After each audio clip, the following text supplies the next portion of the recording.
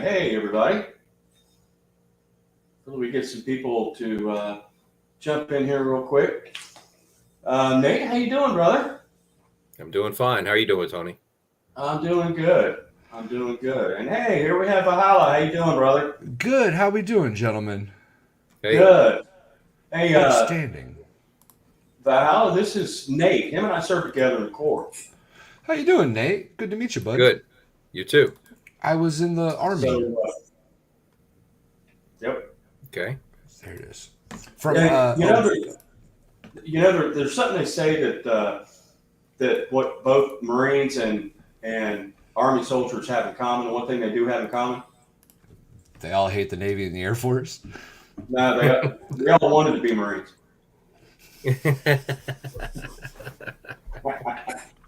I actually did the what is it? The MEPS program, right? DEPS program. Yeah. Whatever the hell Yeah. that is. Light I entry? did that with the Marines for a little while, but I wasn't a good fit there. I didn't really get along with them dudes very well.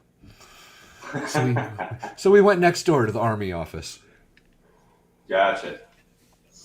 All right, so this is. I'm sorry. Go ahead, Val. Go ahead. Go ahead. No, I was just saying this is our third episode, really, on the survival preparedness. You and I did the. Well, actually, I did one with a couple other people, but when we broke down the 10 C's, it was you and I, and did we have Kaiser on I think Kaiser joined us for the second one, if I'm not for mistaken. the second one? I don't Yeah, remember so if this is, anybody was with us the first time. Yeah, this is this is kind of a continuation, but what I call beyond the C's, because if we go over this again, what we see up here on the screen: the cutting tool, combustion cover, container, cordage, candling, cotton bandana, cargo tape, canvas needle. Those are the very basics of, and what Nate and I were talking about a few minutes ago. It's the very basic of what you need to survive until basically you're rescued. Okay. Those are the things, you're caught in inclement weather. You've got your cover, you've got your combustion, things to make a fire, heat, shelter, water, being able to purify your water, to take, to be able to drink, to kill everything, being able to see. The bandanas can be used as cover or for medical purposes or making char cloth or whatever for your next fire, all that kind of stuff. So, Medical what we wanted to slings, talk whatever about. you need.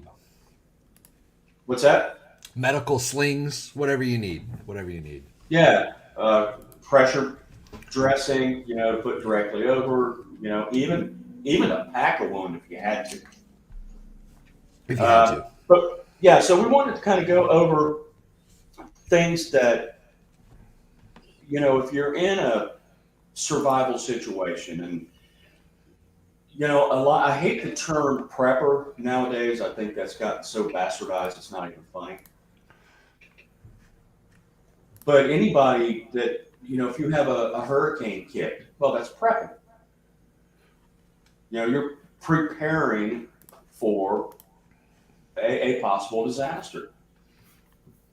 Anything like that, an earthquake, a volcano, whatever, where the power's out, the grid's down, you don't have lights, you don't have power. You need these items to be able to survive. So that's kind of what I wanted to take this to the next level. And of course, Nate has actually been doing a good portion of the Appalachian Trail. So he's using his pack and That's utilizing awesome. what's in it. I'm learning a Yeah. lot, is what I'm doing. I'm learning That's- constantly. I'm not sure if Yeah. there's any better actual real-time experience, real-life experience than something like that. Yeah. That's pretty awesome. Well, we've all been in the service, so we've all lived out. I mean, I still got my Alice pack is sitting right here, and goose gear. So we've all had to carry a pack that had stuff in it that we needed to survive. It's But this- yeah, I would think though that it's a little different, right? Doing the Appalachian Trail, you don't have supply, you don't have Well, support see, coming. that's some of the conversation Tony and I were having prior to this. Is what I carry on the trail. Well, there's a couple of differences between this and in the service. When I'm doing this, I'm by myself normally. I'm not even, all the hiking that I did last year was solo. I think there was one weekend that I was hiking with somebody else. You'll pass people on the trail, but for the majority, you're carrying everything that you need personally for yourself. And I will carry enough food for myself for 3 to 4 days. I can get enough in my pack for out to a week, because normally the trail crosses main roads. Within a week, you're going to find somewhere to resupply. And that's something that a lot of people don't think about, is the need to resupply, so that's huge. That is, I agree. The that's the one thing that people I don't think ever understand.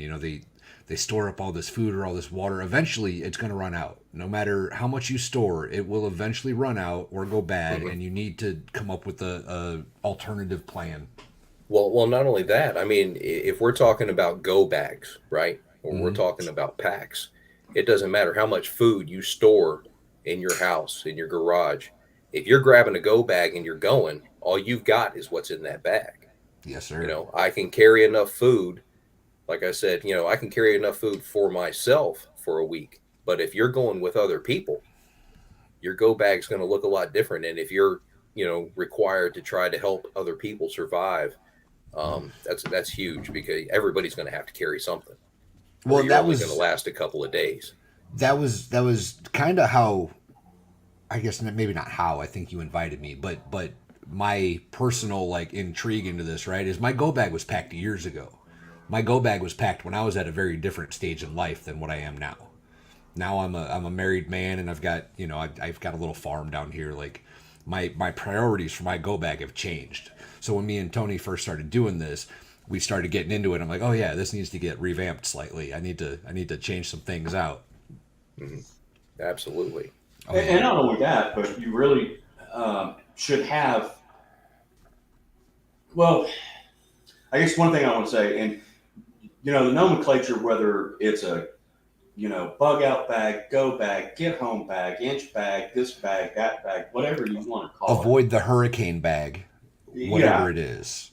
And the difference geographically will depend. As we all know, you carry what's mission specific.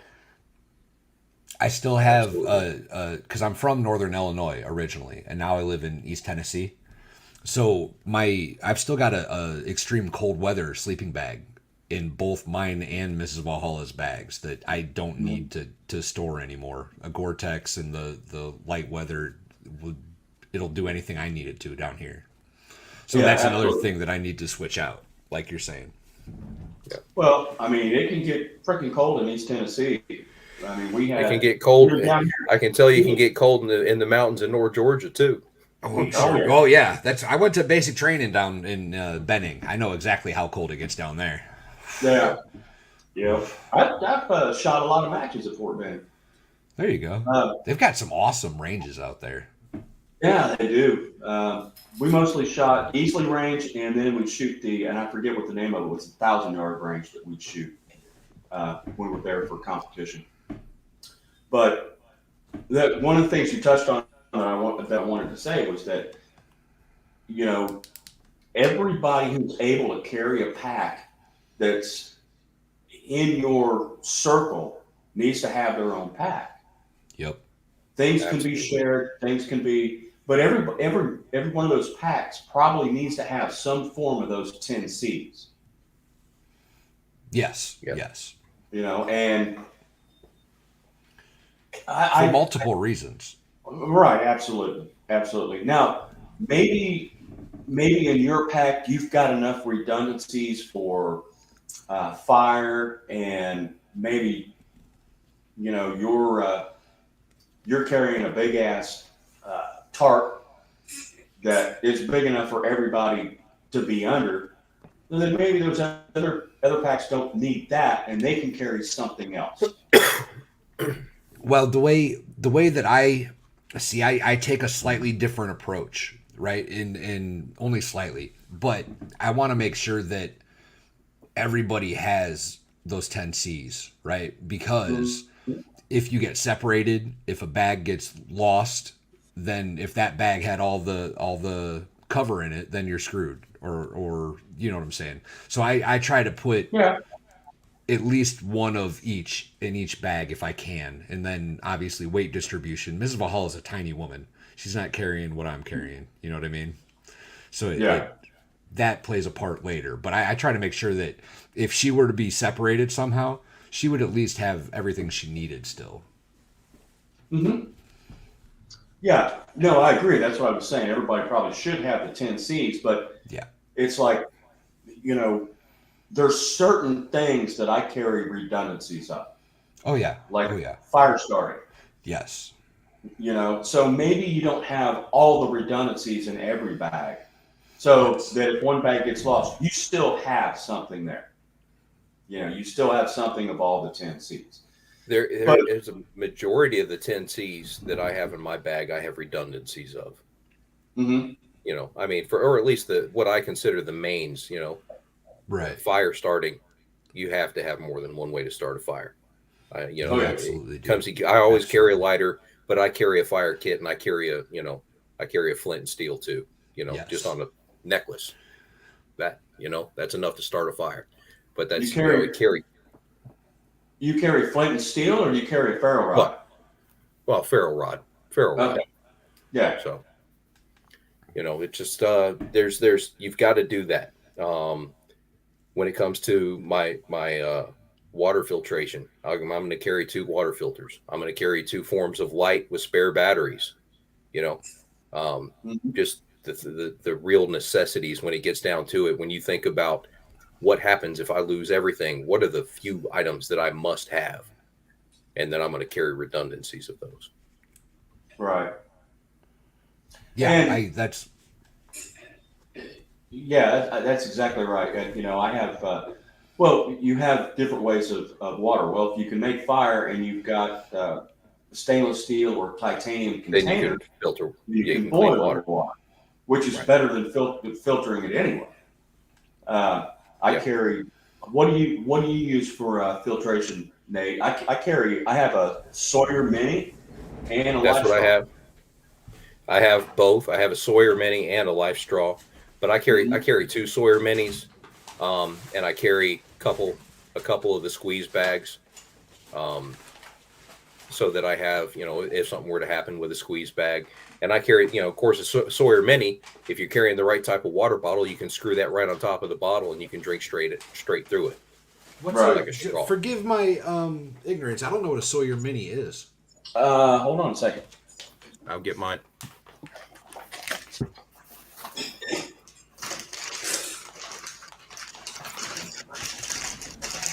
Water filter Okay. squeeze bag.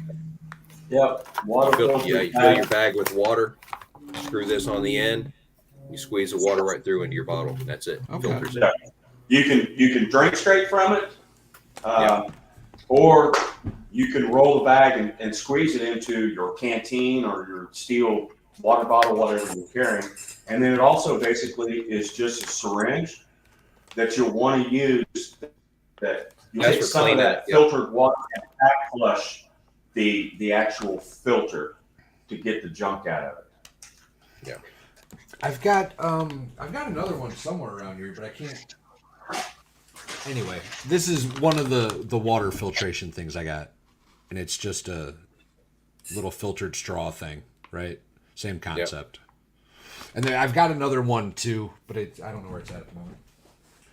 A different sort of life straw deal.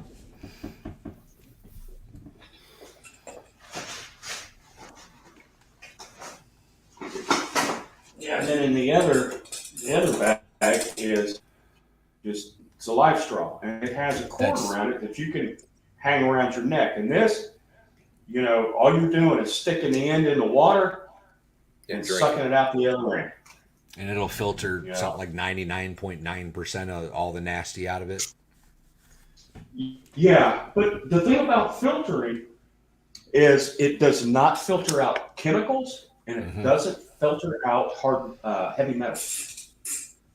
So if you've got like nasty farming chemicals and shit that's running off into a creek, it's not going to filter that out. So you're going to be sucking that down. So that's why boiling is always the best. Boiling's not going to get rid of heavy metals, though. No, it's not, but it'll pretty much get rid of everything else. Boiling is much better than using a filter. I mean, if you can filter and then boil. Oh, yeah, or vice versa, either way. Yeah. Boil So- and filter. Yeah. Yeah.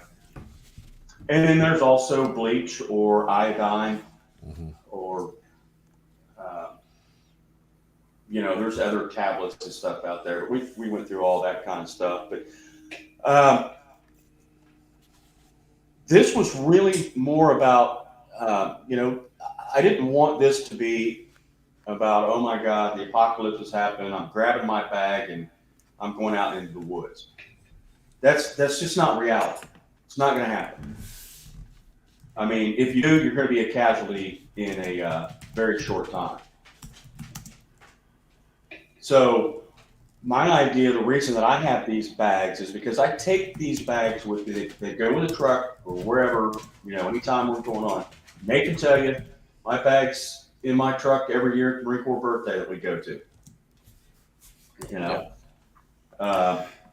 So those bags, in my opinion, are basically a survival bag for 72 hours up to a week until you can get rescued.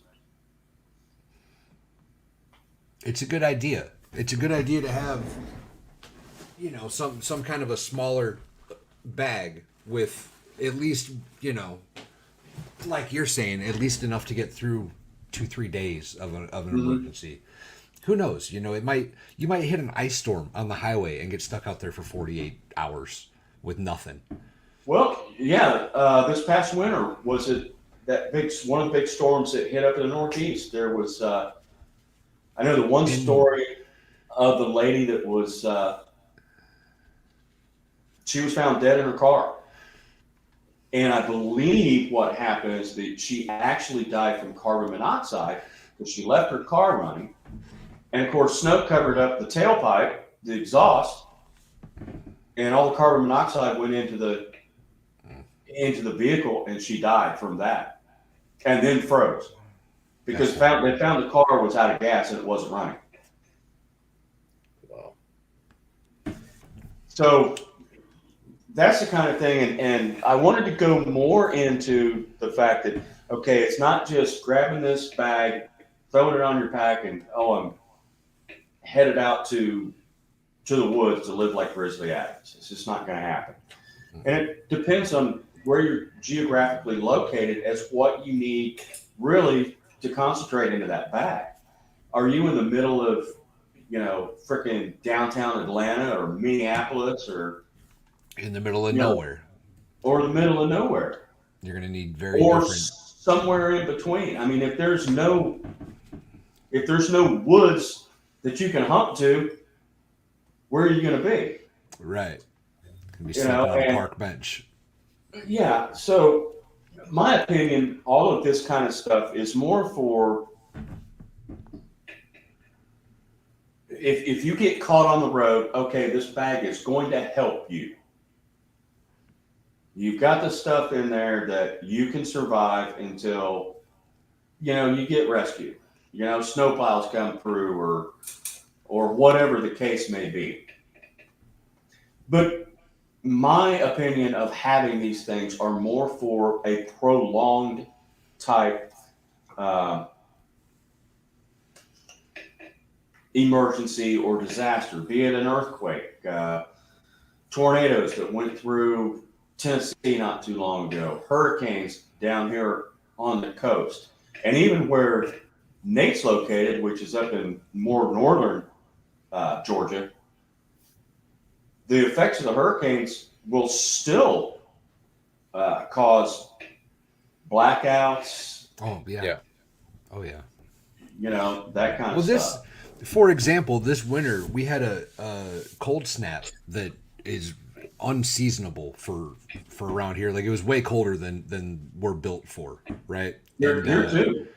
yeah, I went I think 6 days without running water in my house. Mm.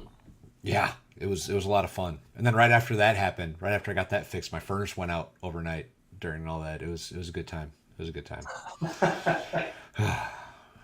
Okay. So what kind of stuff did you have to get you through that? Well, I was actually caught a little bit with my pants down on the water situation. So I had to. Luckily, I used the community that I had and was able to get some water filled at the local gas station. So we had Mhm.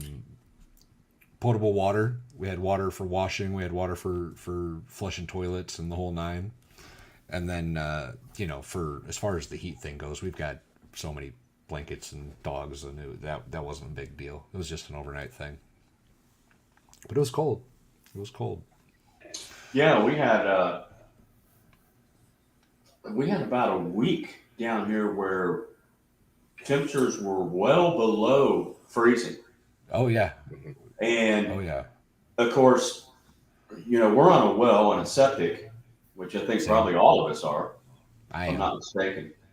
Not sure about Nate, but I'm not on the well. I'm on septic, but I'm not on the well. I've got city water. So okay. So our well comes out of the ground and then goes back into the ground to come to the house. So we had did that to freeze we had to up? make no. What I did is what I've done in the past since I lived down. Basically, take a cardboard box big enough to fit over that wellhead, put like moving blankets on the outside to insulate it, and then I hang a trouble light.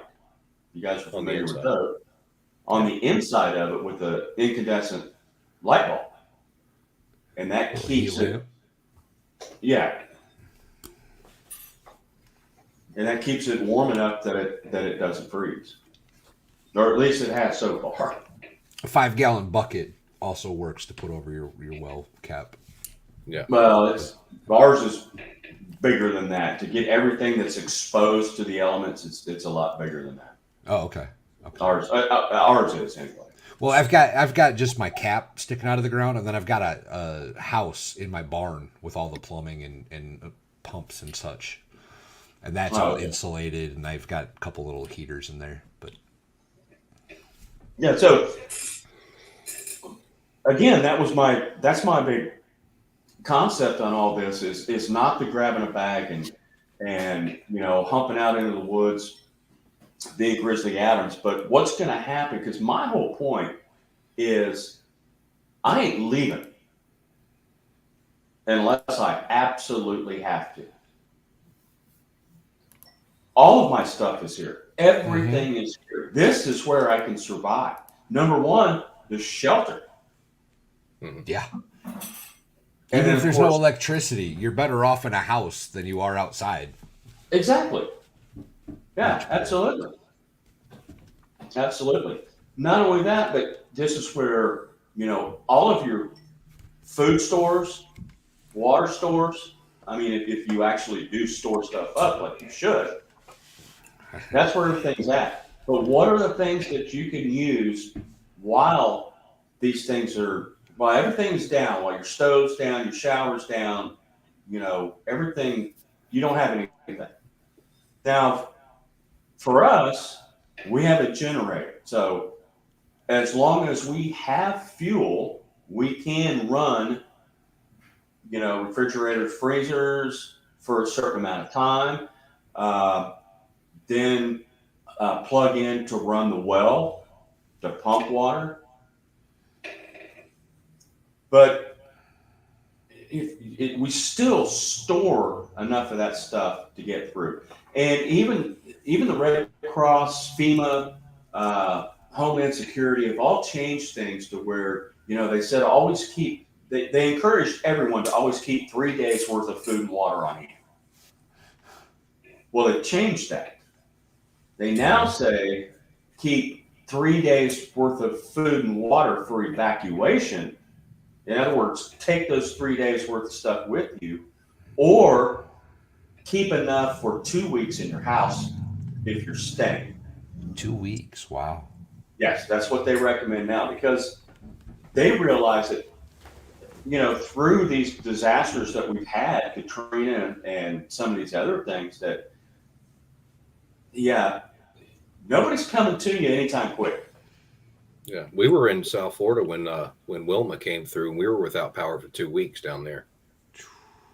Which one was Wilma? When was that? Wilma was the same year as Katrina, but it was later in the year. It came across Oh, South Florida, and then it hit up in the Gulf after it went across South Florida. Same year as Katrina. yeah. Ooh, is that from his So book? as far as like cooking and It may having, not have been the same year as Katrina. I'm trying to think. I think it was though. That was a big year. So, but that was the year before we moved up here. Yeah, we were without for 2 weeks, without power. Steve Gosney, um, and I don't remember if he was talking about it or if it's from his new book. So maybe I shouldn't go way too into it. But I think it's in his new book. Prepare. He discusses a couple of hurricanes that he's endured, and he's down in Florida. Yeah, he's just a couple hours south of me. But he talks in his new book a couple times about hurricanes that he's had to endure down there, and you know it's a gut check to all of a sudden not have anything for 2 weeks at a time. yeah. It lets you know where you're failing. Yeah. Our biggest thing again, Tony, was getting to fuel. We had a generator. I was able to wire it, to the house. We didn't try to power everything all day long. What I would do Hmm. is I would I wired my generator straight to my breaker box, powered the refrigerator throughout the day to keep all the food cold, everything that I could. And then at Right. the end of the night, I would turn the breaker off of the refrigerator, turn it on for the hot water heater, heat up the water till everybody could have a hot shower, and then switch it over. But then every night too, I had to turn it off, disconnect it, and bring it in the garage and lock it up because we had people coming around stealing generators in the middle of the night. Well, and Oh yeah, So that's another yeah. thing That's that a lot of people forget about. I think what if things really get crazy, like if it were to ever get a month into a natural disaster where you guys are stuck, and your whole town is stuck. The scary part eventually is going to be other people. right, That's the scary it's, part. if you're the one that's prepared, then you have to also be prepared to defend what you have Running a because it's going to come generator, down to that. running a generator. Everybody in your neighborhood knows who has fuel running their generator. Absolutely. yeah. That that is one thing that you do have to think about it. And I forget who it is or who came up with it, but basically the the populace is 9 meals away from civil unrest. Probably not too far from 9. That Which seems is a little low, basically but it's probably not too high. which That's is why you got to have your go basically bag ready 72 hours. and get away from the Which is populace. basically, yeah, it's basically 72 hours. Yeah, 3 days, 3 meals a day. You miss 3 days without food, people are going to start going, you know, crazier than shithouse rat. yeah,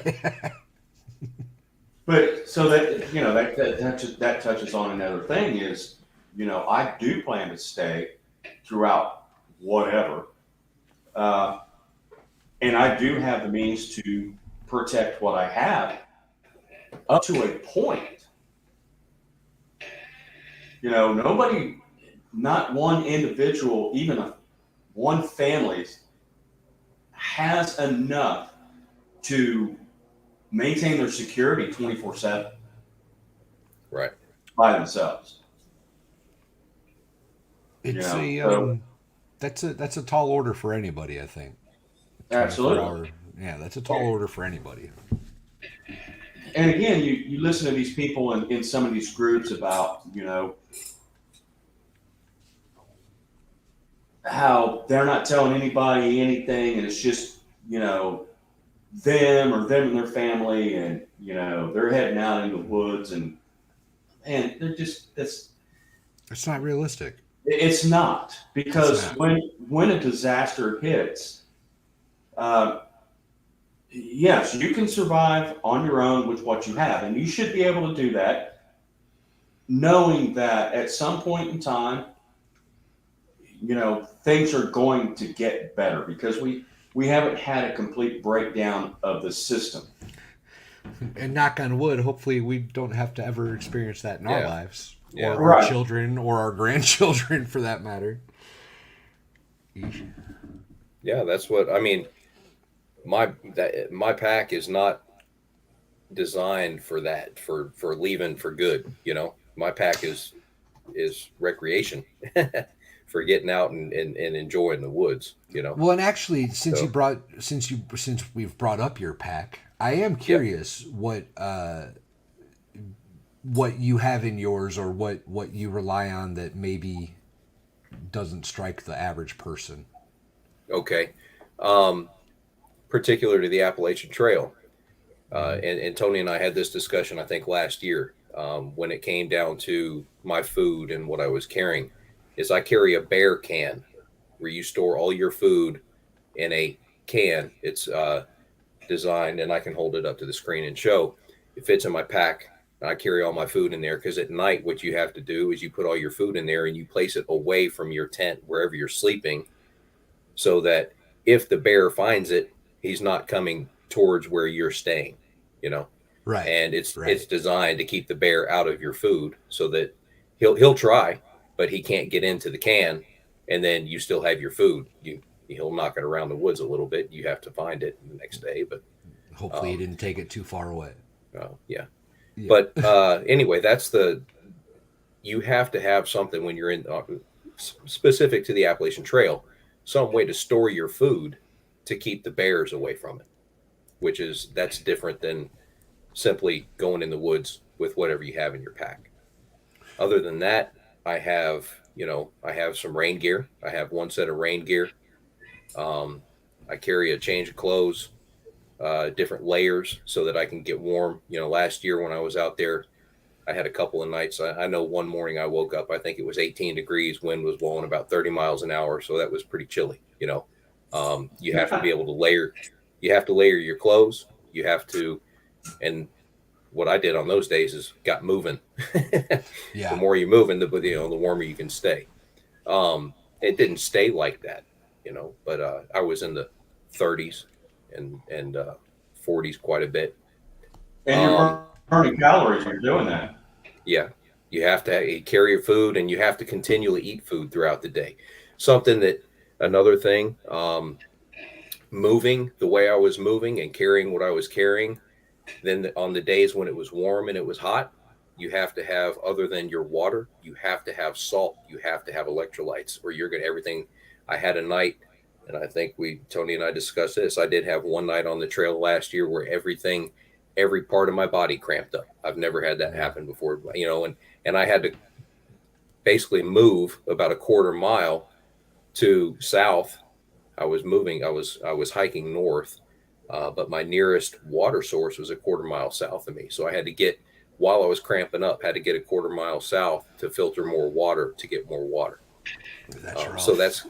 that's one Rough. thing, I've talked about before. I will not pass another water source without refilling my bottles, because you can, again, with the weight and what you're carrying, typically you're carrying about 3 liters at a time.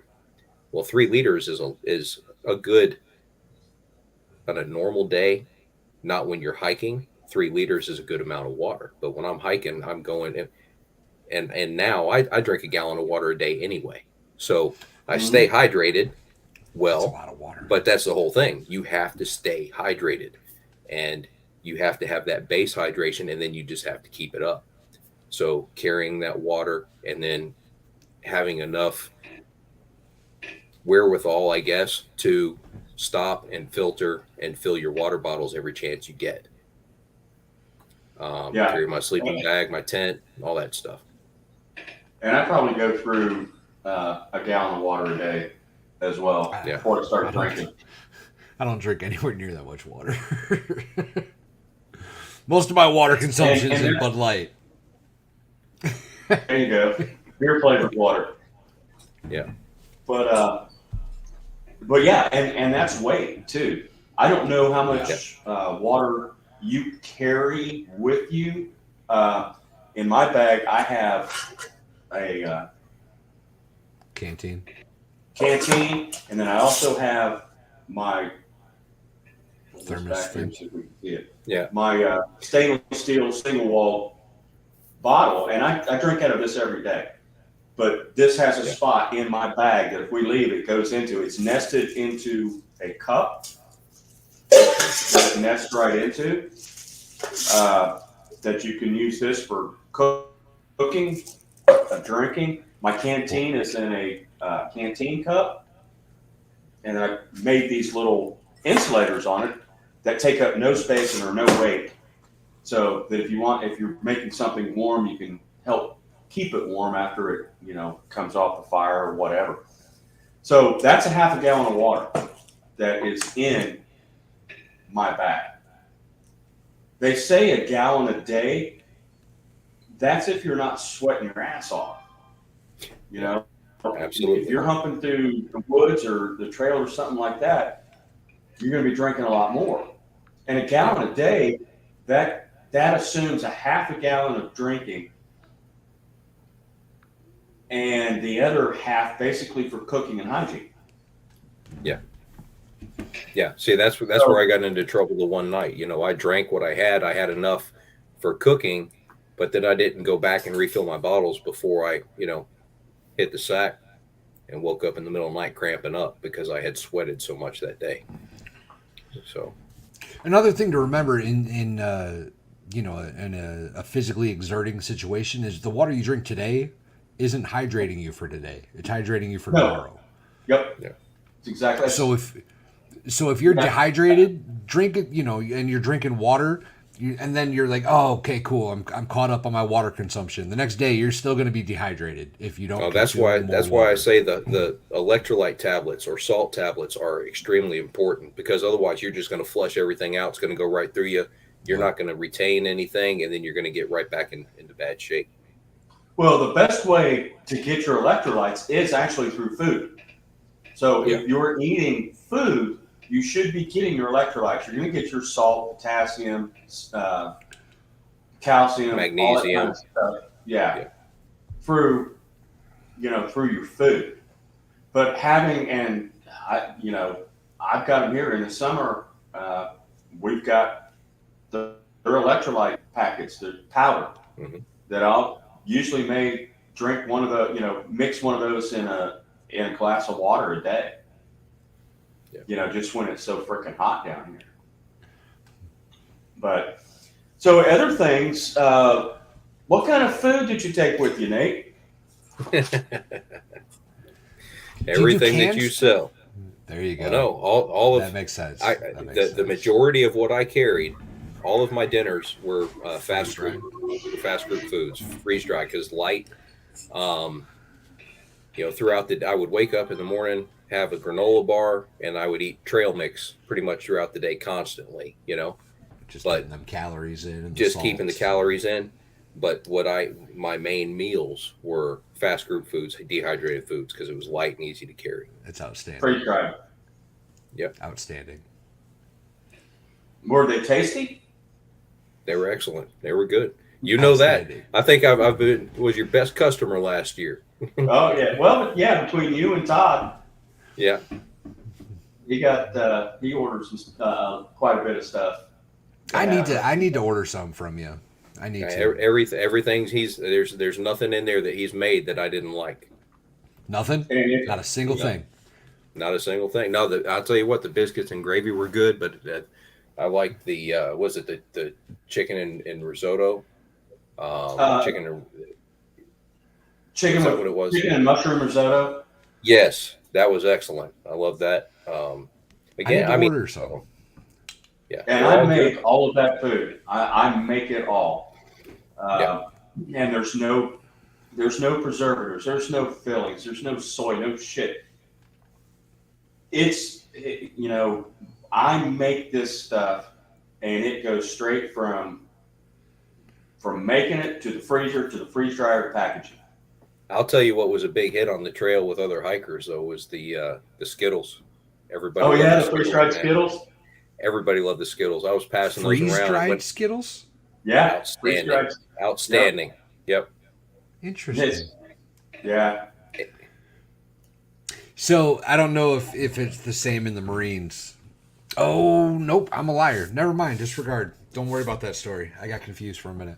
What? No, come on, you piqued my interest. Okay. So You can't do that. I goofed. Skittles come in MREs in the Army. I don't know if the MREs in the Marine Corps are the same. Not when we were in. Not, Well, that no, makes that was a sense, long too. time ago. That makes sense too. Yeah, Actually. I don't think they made Skittles while we were in the war. So there's also these little hard candies in the MREs called Charms, Mm-hmm. and they're just like a square hard fruit flavored candy, right? But the Charms, and I got confused. I was thinking Skittles, which is why this story is irrelevant. But the Charms were a bad luck charm, right? Like if you ate Charms, it was 100% going to rain that day. So nobody ate the Charms. It was a little taboo candy item. Yeah. You didn't want to eat those. And I thought it was Skittles, and that's why that story doesn't make any damn sense now. I don't remember. What the hell did we? I mean, our MREs back then sucked. They're not a whole lot better now. My old man. How old are you guys?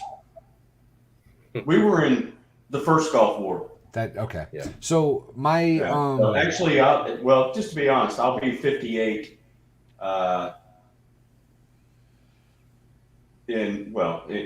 Shortly. soon enough. Yeah. Now Nate's a little younger. Nate's a little younger than I am because I didn't go into the Corps until I was 25. Yeah. Okay. So my old man was in probably around that time actually in the National Guard, and he said that they used to take the crackers out of the MREs and they'd use them to have a little bonfire outside of their tents or whatever. Like nobody ate the crackers then; they just lit them on fire. You might as well eat the cardboard that it came in. Exactly. Well, the crackers when I was in were good though. The jalapeno cheese and the crackers that was my thing. well that was the whole thing. We had regular nasty ass. I mean, it's like Cheese Whiz in a pouch. We You had, either got that, or you got a pouch of Peanut butter. completely separated peanut butter. Yep. You know, our cheese would occasionally separate. Our peanut butter stayed good. There was you could do something with there was like a cocoa mix, like a cocoa I used beverage to mix. add water to that and make a paste and then eat it like just chocolate paste. If you add a thing of crackers crushed up and a thing of peanut butter, ooh boy, It's good so stuff. good. It was so good, bro. It was so good. Yeah, that cocoa powder, we'd actually take because you got for some reason you'd get like a powdered. Well, you got powdered creamer because you got a pack of like Sanka or some instant coffee. Yeah. We take that powdered creamer, put into the cocoa mix, and I don't know if there was something else we put in it or what, and add water and mix it up, and it's basically like having a raw cake dough kind of Right. cake batter kind of a thing. And then we could actually take the Sanka, the coffee, and use that to dip with to get the caffeine. Rabbit had Hershey's bars when she was in the military. Oh, wow. What was That's she impressive. in? Like the Air Force or something? I believe she was in the Army, if I'm not mistaken. I don't know that. Did our MREs have any type of candy? I don't think ours had any type. I don't know That that I they remember. did. No. You were lucky if you got the B packet and had a bottle of frickin' Tabasco sauce. Then you could eat Right. whatever was in it. Every MRE when I was in had a little thing of Tabasco sauce. Every single one. Not ours. You Every had, single one. You would. We had two accessory packets. One was A and one was B. I forget what A had in it, other than A did not have Tabasco. B had Tabasco, just a little bottle of Tabasco. A little teeny tiny bottle of Tabasco sauce. Yeah, which they don't do anymore now. Apparently, they have a little pouch of hot sauce or something. Yeah, that's what I've seen. Rabbit was in the Army in 1972. Oh, holy shit! She was having sea rats. Oh yeah, probably. She Which probably everybody actually. Hey, Rabbit, do you know what this is? Did you use one of these back in the day? John Wayne. We used them. You guys did? Oh yeah, We had them. We had them. With the Yes, MREs, you really didn't have to use them, but we carried those. Right. What is that called, Rabbit? If I remember correctly, it was a P-38.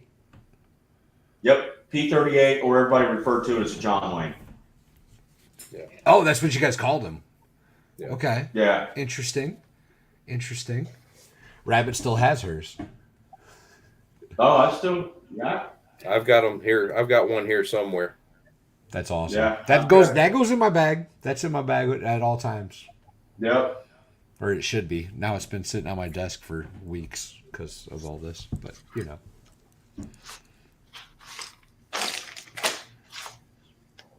Well, I was just. Of course, I can't find it. I've got everything sitting out here, and I can't find crap now. But yeah, I've got that, and I've got the. If you remember the old can openers, where it hooked on the edge of the can and had a spike. Yep. Yeah. I've got that and the bottle opener, and they're Actually, you mean like this? well, yeah. I mean, I have the same. No, it's not like that. This is a little utensil kit that I got. Like this one. There you go. Yeah. Yeah. Yours is a little meaner than looking mine. These are cheap, and they just hook together. So they have the little thing there, the notches, so they come apart like that. That's exactly what these do, if I can remember. Yeah. I just And I think, and I have 2 sets of these, and I have used these for years, and I think they came from Walmart.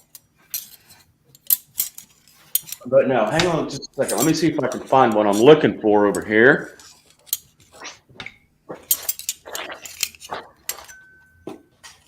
Here you go, Valhalla. Here's my bear can. There you go. Okay. And that thing's pretty tough.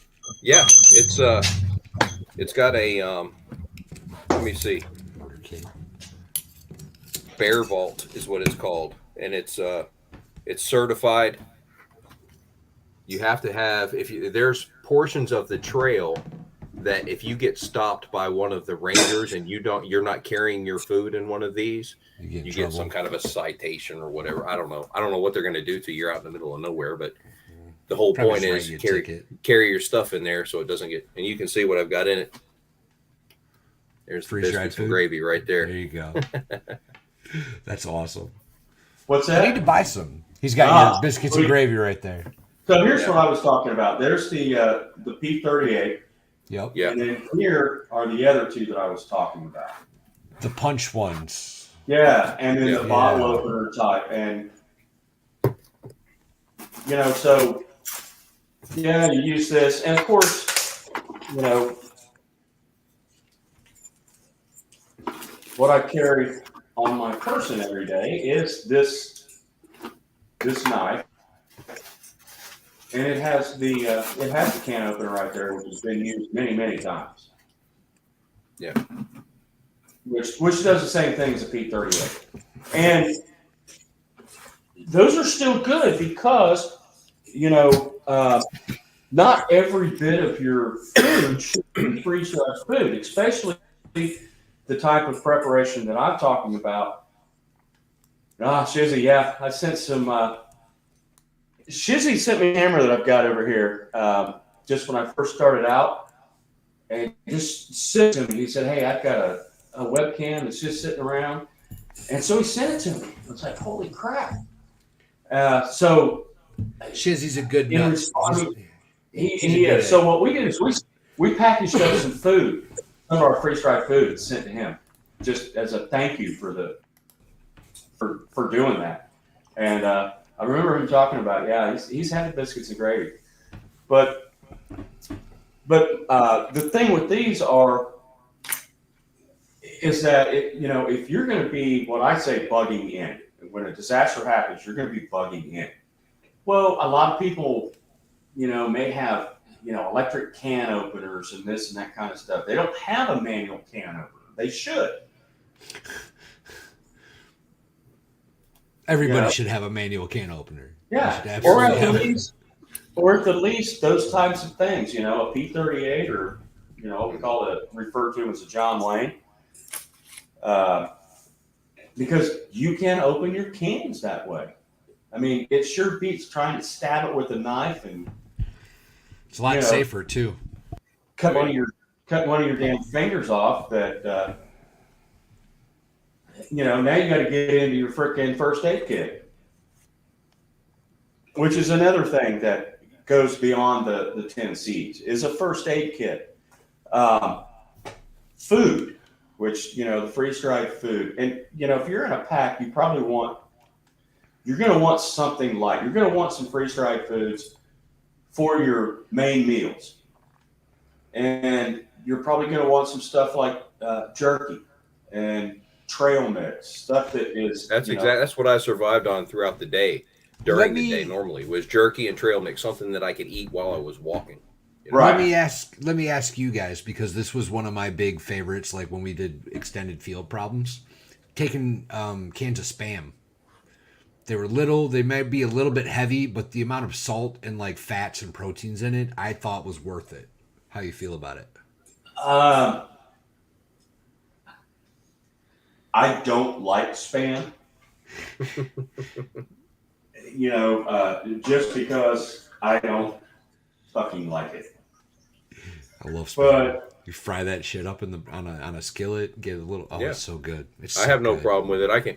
My main concern with that would have been the weight. Right. Everything that I've been as much time as I spent out there last year. Every time I came back, I was finding ways to shave weight. It comes down to ounces. You're getting as much weight off as you can. So. But I'll tell you something that goes beyond the C's, and we all depend on, and if we're not talking about a bug out situation, right, where communications are going to be down, everybody depends on their cell phone, right? So a way to charge it is I've got this battery pack, this solar pack right here. This clips on my pack so that the sun charges it up every day, and then I recharge everything at night. So this stays charged. And then I've got a charge device. That's something to think about. Well, that's one of the things I was going to get into as well. Is I built a solar battery box a couple of years ago, and I have a small panel. It's 18 by 30 or something like that. That just sits up on top of the porch roof, and it goes to the box that I built. Now, when I built it, I only put a 12 volt, 12 amp battery in it. So it was a small battery, and it's not a lithium ion. It's actually a sealed lead acid. Because it was just an experiment when I did it. And I wired it up so that you could use cigarette lighter plugs and USB plugs. Can I excuse myself for just a second? I can hear you still. What'd you do? So I built this box, and it was basically, and I have a 600 watt, 1200 peak watt inverter that I can clip to that. But what I do is I run my ham radio off that battery box because I'm a licensed ham radio operator. Right. So it doesn't take any electricity to run my radio off of that I've been able to talk to basically almost around the world. I've never gotten anybody from Asia, but So that's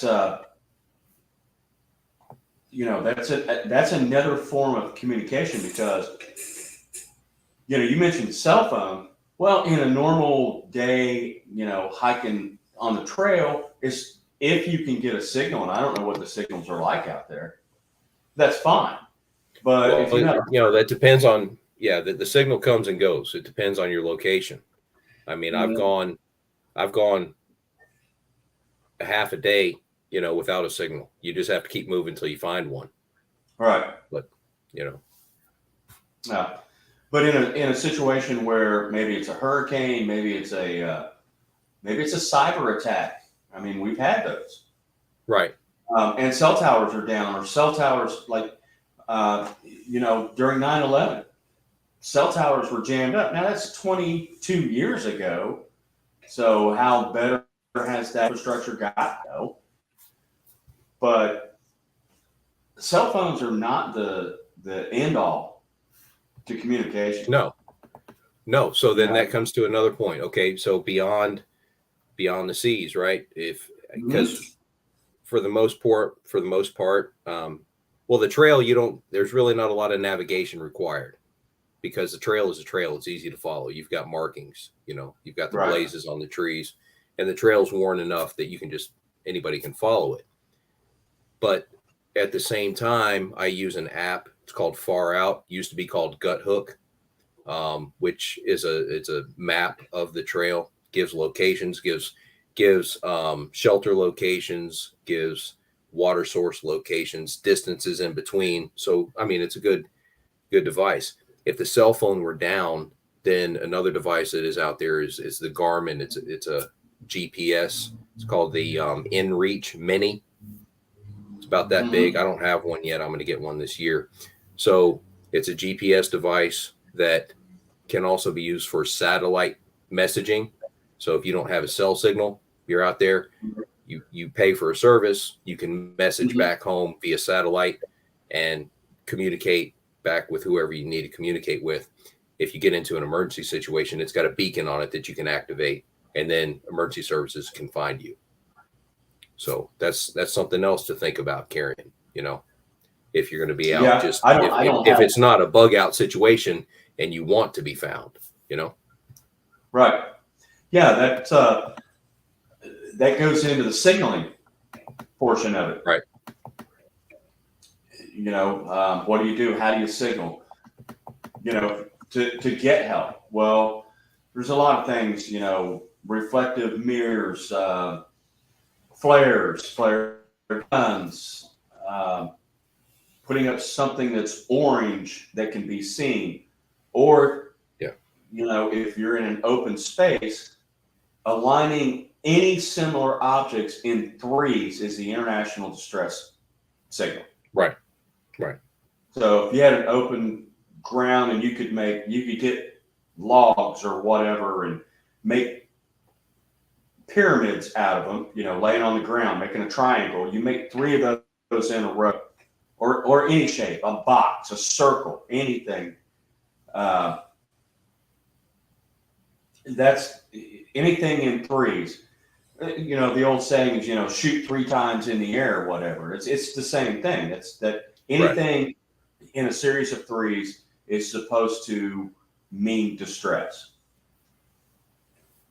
Yeah. And like Valhalla says, I don't know why he's in the chat and actually not in the stream, but that is one thing I do have, and it's tethered to my bag, which is why it's not out here, is a whistle.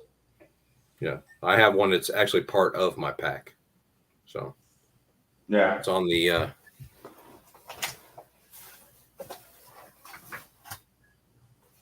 It's on the strap.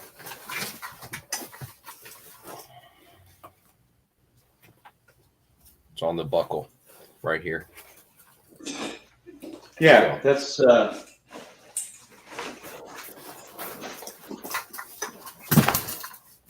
On my pack, right there. Yep. So it stays connected to that. And do you carry a compass, Nate? I do.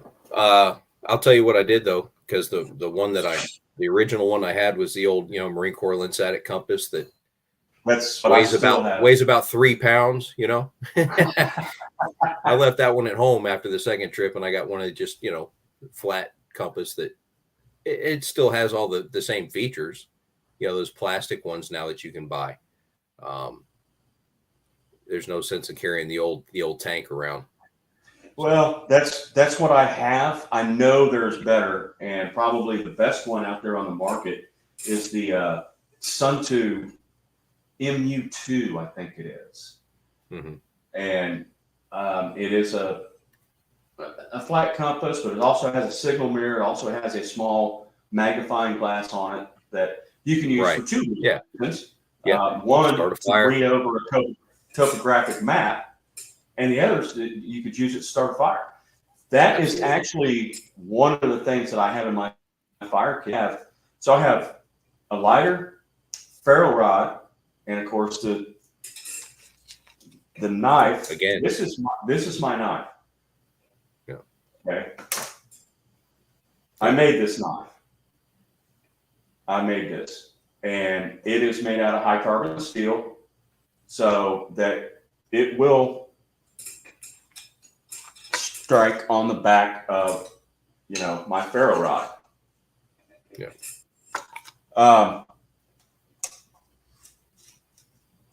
I carry a lighter, a big lighter, and I carry a magnifying glass. I have just a big round magnifying glass. So there's 3 ways that I can start a fire. And then I have Vaseline infused cotton that I keep in medicine bottles. I have char cloth out of an Altoids tin.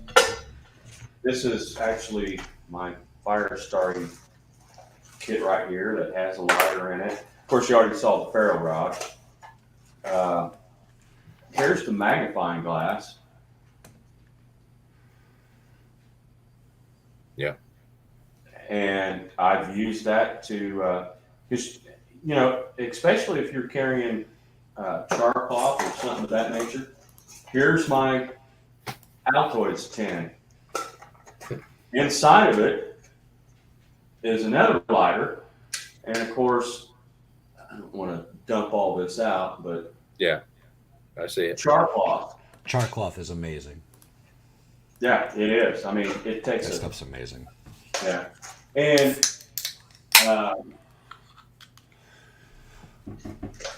that's Vaseline gauze in there. That stuff will light right up. And just some other tinder in to make a bird's nest or a tinder, whatever. That's all in there. All that stuff will spark up and start a fire. Yeah. Well, let me ask Nate. What do you take for like medications when you're out there? Do you take with you Tylenol, Motrin, antibiotics, anything like that? I always carry some Motrin, but that's really not too much. Candy. Yep. I'll carry Motrin. Take some ibuprofen, drink some water, ibuprofen. That's it. Move on. Yeah. There's not, I can't think of any other. I didn't carry any other medications, but I always carry. So I try to keep a supply of antibiotics, like amoxicillin. And this is in no way medical advice, y'all. I'm not a doctor. Don't listen to me. But I try to keep a little stash of amoxicillin around. Yeah. One of the things, one of the problems with that is that antibiotics have a shelf date. Yes. Yes, they do. Now, I think some of them can actually go bad. I'm not sure which ones they are. I was a paramedic for 14 years, not a doctor, but some of them can go bad and be harmful if they're too old. But typically, most antibiotics just become way less effective, less potent. When they're out of date. So that's kind of the things. And of course, you have a lot of people who use fish antibiotics. Fish? Because you can't just, Like, Okay. yeah, fish mocks. You can go to the pet store and get fish mocks. That's amoxicillin. Interesting. It's just for fish. I do know that you can order amoxicillin for your dog or cat, and it's literally the same exact The drug. same thing.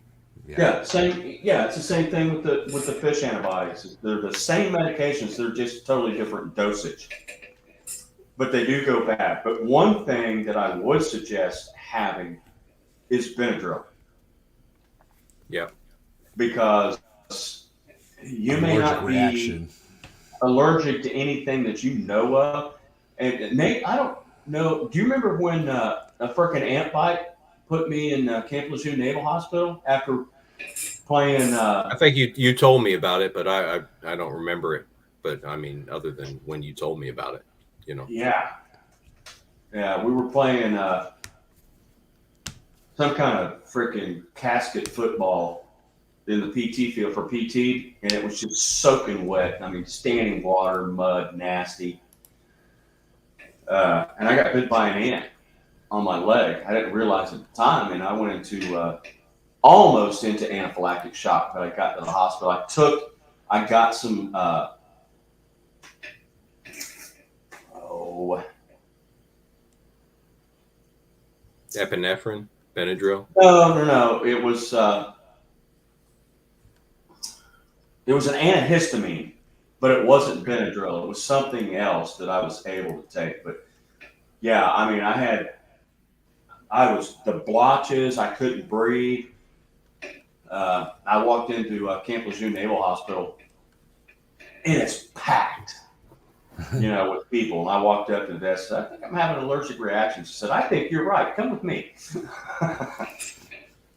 We need to figure this out real quick. Yeah. So yeah, I was real close to that. So you never know. And I was never allergic to fire ants before. I mean, I've been bit by freaking thousands of them at Camp Lejeune. But just one bite did it that one time. And I've gotten bit by fire ants after that.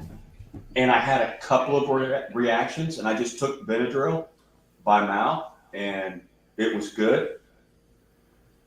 And I haven't had anything like that happen in, damn near 25 years. And I've been bit by fire ants since then, and nothing happened. So you never know when you might have a reaction to something, a bee sting. You've never been allergic to bees before, and you get a bee sting, and you have an allergic reaction. And out there on the trail, That could be life threatening. yeah, absolutely. Yeah, it might be a good idea to deal. keep it, carry an EpiPen, whether it's for you or for somebody else. Yeah. Yeah, an EpiPen and Benadryl. Benadryl, yeah, absolutely. Yeah, because an EpiPen, one of the things, it's like when I got to the hospital, I'm like, just, hit me with some Epi and I'll be fine. It's like, no, we can't. Your heart rate and blood pressure is way too high. Right. So you give somebody Epi that's already, I mean, I was at that peak point where I was about to crash into anaphylactic shock. Because that's the difference between a severe allergic reaction and anaphylactic shock is when you basically bottom out. Your blood pressure, heart rate, everything just goes out. But given epinephrine is adrenaline. It's a stimulant. It makes your heart beat faster, makes your blood pressure go up. I mean, you risk, stroking out or having a heart attack if you give epi to somebody that's way up there. Yep. So Benadryl, it's one of those things. But taking it by mouth in a capsule form, it takes longer to get in your system. And if for some reason you ate something that you're allergic to and your throat starts swelling, you might not even be able to get it down. Right. And in that case, that's where the EpiPen would come in. But hopefully you're going to really, that stuff doesn't happen within seconds. It happens within minutes. You can start feeling this stuff coming on. I've never had an allergic reaction. I have no idea what that's about. Never. Yeah, but yeah, so, that makes sense. Like you start swelling, and hopefully you know what's going on. yeah. So that's that's other stuff to think about. You know, beyond the C's being, nothing in the in the 10 C's talks about a first aid kit. Right. Right. And it should. And not only It first absolutely aid should. kit, but training, some type of training. I was a paramedic for 14 years, and of course, pre-hospital medicine has changed since I've left the field too. It's not the same. Pre-hospital medicine changes all the time, but the basics of stop the bleeding, start breathing, that kind of stuff never really changes. The difference is how we do it. Now tourniquets are a big thing, which never used to be. When I was a paramedic, you didn't use tourniquets, period. So when I first joined the military, they were real like, hey, you only do a tourniquet, like worst case scenario type deal. Life or Right? limb. Right. And by the time I got out of the military, they were saying tourniquets were okay because Mm-hmm. generally speaking, by the time you got to a hospital, the damage wasn't too bad, right? So if you've got a tourniquet on for a couple of hours, it's okay. It's going to be fine. But if you've got a tourniquet on for, 12, 24 hours or something, then you're at danger of some things happening.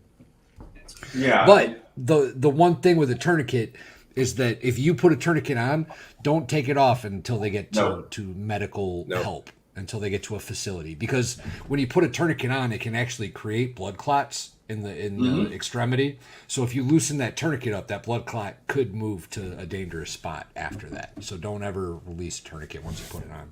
Yeah, that's exactly right. And, it was one of the big concerns when I was still in the field as a paramedic is that if you had a tourniquet on for more than 15 minutes, you were going to lose the limb and it could produce blood clots. But I think what has happened is that the surgical process, the in-house medicine, not pre-hospital, but in-house medicine, has gotten better to the point that, okay, because this tourniquet was left on, we now have the abilities that we can fix that, which back in the day they couldn't. So that medicine got better, which allowed tourniquets to be used. And medicine, here's the thing, most people don't realize is that medicine gets better during war. During Well, yeah, war, because they any- plenty of time to anytime- learn.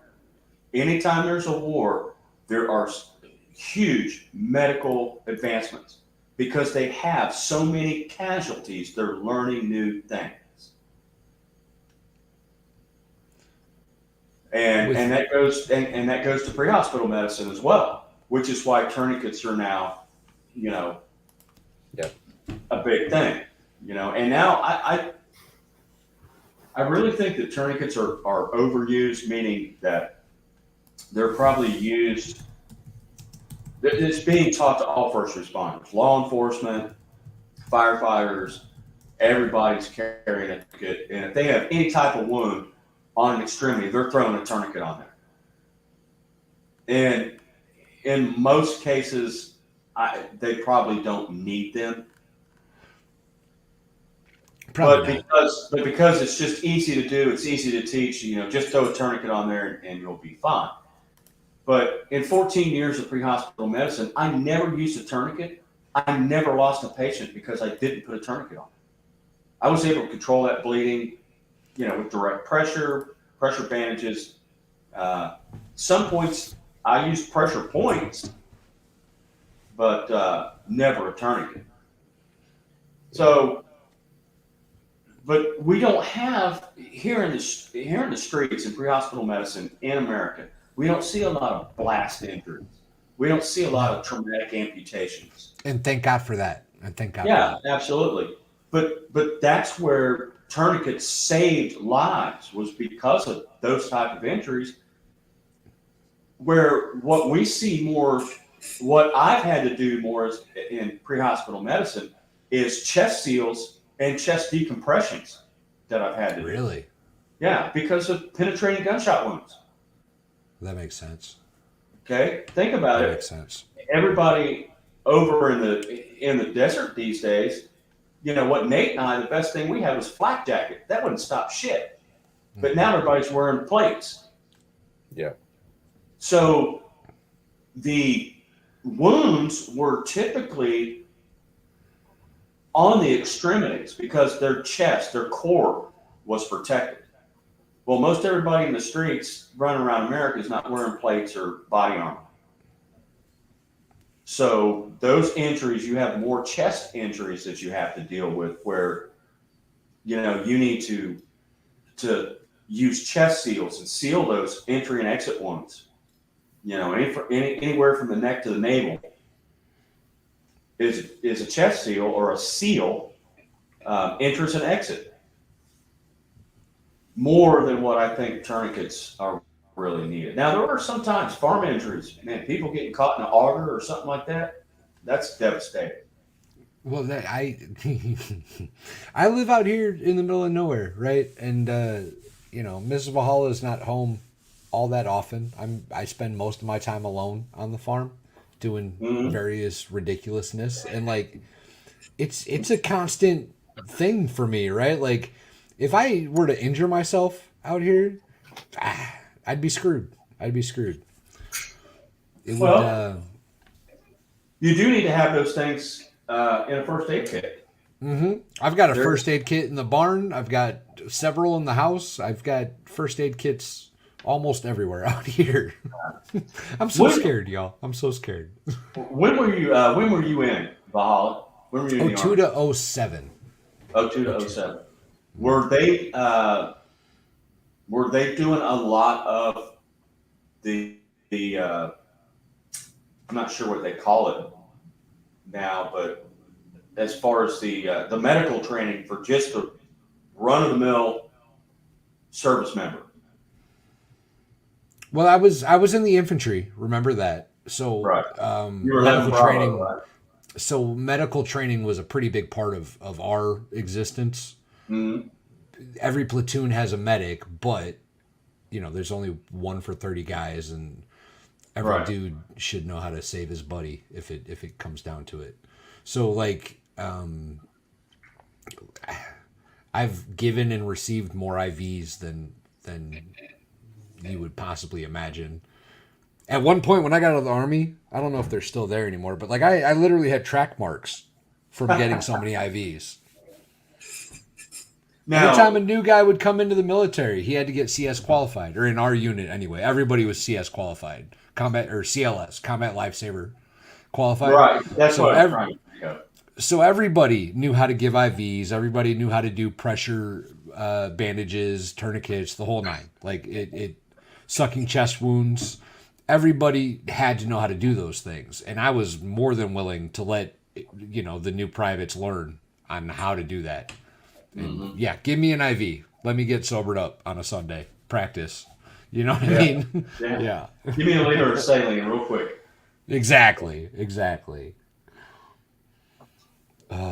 Yeah, and that was actually something that, and Nate probably remembers this, that I was pushing for when I was in the Marine Corps, because I ended up teaching, and I got Sergeant Phillips, involved with me.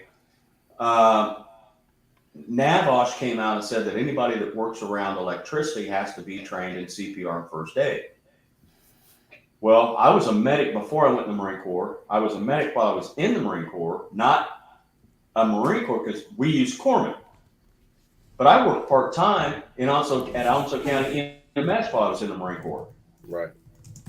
And I went full-time with them after I went on terminal leave as a lead paramedic. So I got tasked with teaching everybody that worked around any type of electricity, CPR and first aid. And that was one of the things, because in the Marine Corps, we don't have medics. We rely on Navy corpsmen. Yeah. We all had the basic training, basic, very basic, but we didn't have it. We didn't have the updated training, and we didn't have the training that was specific to the electrical stuff, which is where we were working at the time, Which, that semes silly to me.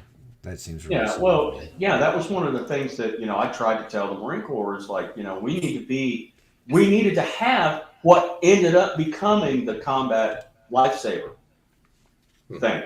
That's what I was trying to tell the Marine Corps back in the early freaking 90s that Marines needed. You know, you got taught this shit in boot camp, you know, I forget what the stupid fucking acronym was about protect the airway, start the breathing, treat for shock or some shit like that. Yeah. Yeah. There was Yeah, something. it was really, it was just. It was basic. It was nothing. Yeah, it was nothing. It's like, okay, this dude's going to die, but at least you think you're doing something to help him. And it wasn't. It wasn't. And I tried, you know, of course, the Marine Corps is like, we don't need that. We've got Navy corpsmen. Well, bullshit. It's just like one. a cop. It's just like a cop. You don't carry a cop in your pocket. You don't carry a corpsman in your pocket either. Yeah. You know, so there was a lot of things I tried to convince the Marine Corps they needed to do, and they just like, hey, you stupid ass They don't care. care. We don't need your opinion. Yeah, they don't And care. oh, guess what? What do they do now? They teach all that shit that I tried to tell them to start teaching back in the fucking day. Well, luckily they learned at some point. Thank God for that. Thank God for that. Yeah. Yeah. Oh, and I spent, I don't know, was it a year, Nate, that I was doing that training, and I did it every Monday. Every Monday I had a class that I trained every Monday, and the requirements was NAVOS said that they needed that every unit was to have like, I forget, something like 54% of its personnel trained and certified in CPR. And I was an American Heart Association instructor trainer. I could actually teach people to be basic cardiac life support instructors. And we had to have it in like a year or something like that. I certified over 80% of our unit in 6 months. Hell yeah. You know what I got for that? Pat on the back. Not even. I actually had every fucking unit leader pissed off at me because I would take people from their unit, whatever shop they were working in, and now they had one or two less people to do the work that day, and they'd be pissed off because I had them for 8 hours. Dumb. And then we had one class, the one class that had all the brass in it, Nate. Captain Pinnock, the warrant officers, Top Maynard, all the top brass was in one class one day. And Greg and I taught them because we taught over in the main building. Mm-hmm. And yeah, that was a fun class. I didn't hold back on them either. I wouldn't. Yeah. Nah. I did eventually get promoted to sergeant, but not sure how.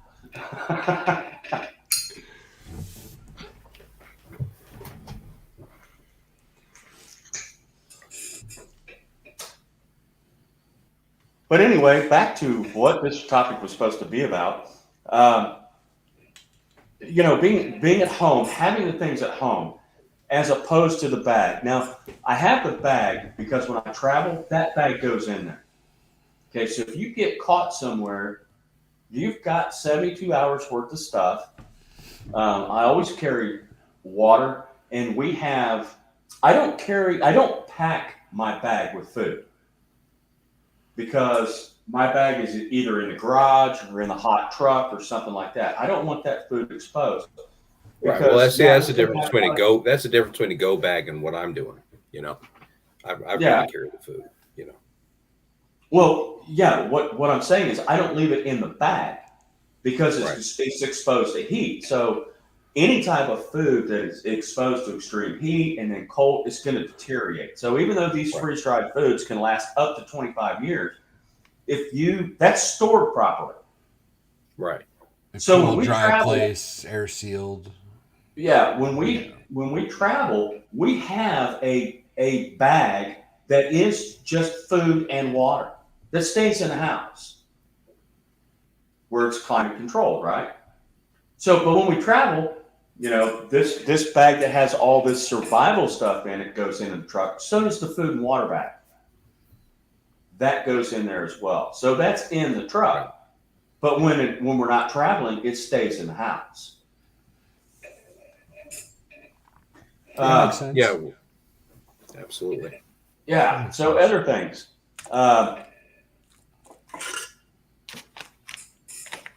To make things comfortable, especially if you're bugging in. This right here, this canteen cup, this is a shower. Nate knows what I'm talking about. It's a shower. It's a shaving kit. It's your toothbrushing And your fountain. food. It's everything, y'all. It's everything. Yeah, it is. Yeah, you got to have it. People don't realize what a wash rag, a bar of soap, and 16-ounce cup of water can do. Yeah. Change your whole life. Change your whole absolutely. life. That's the whole thing that during the scamdemic, fucking toilet paper. People were going out of their fucking minds for toilet paper. I'm like, Y'all remember are you that? serious? Y'all remember those idiots that got caught with garages full of like hand sanitizer that they were trying to resell at crazy prices? Yeah. Jesus. Yeah. Oh, that's another thing. I do have a small bottle of hand sanitizer in my first aid kit. That shit is flammable as fuck. Oh yeah. Oh, yeah.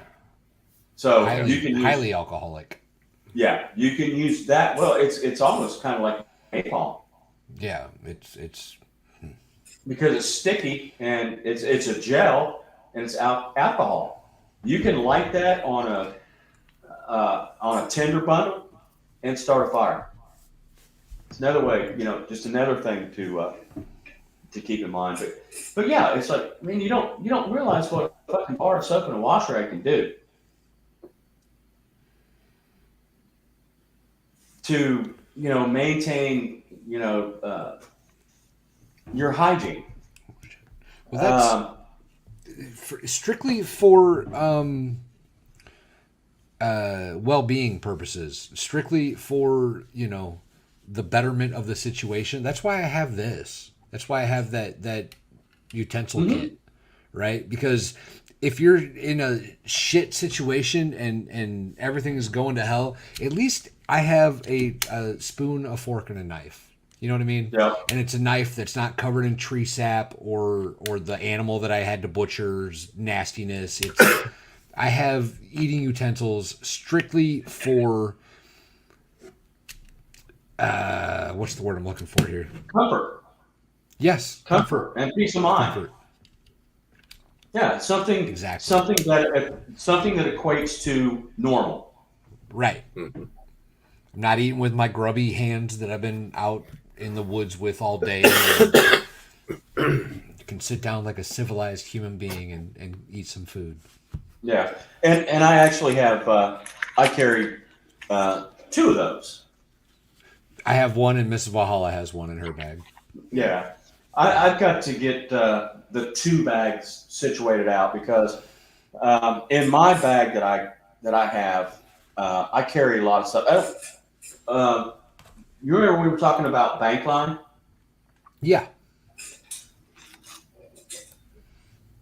This is bank line. Okay. Yeah. Okay. So this is number 36 bank line, which is the heaviest, and then I have another roll which is number 18. So it's smaller, but they really do the same thing. It just depends on what you're doing because you can use that to make a raised bed if you want to wrap a bunch of logs and shit to get up off the ground. To make a tripod. The number 36 is a lot heavier than the 18. Makes sense.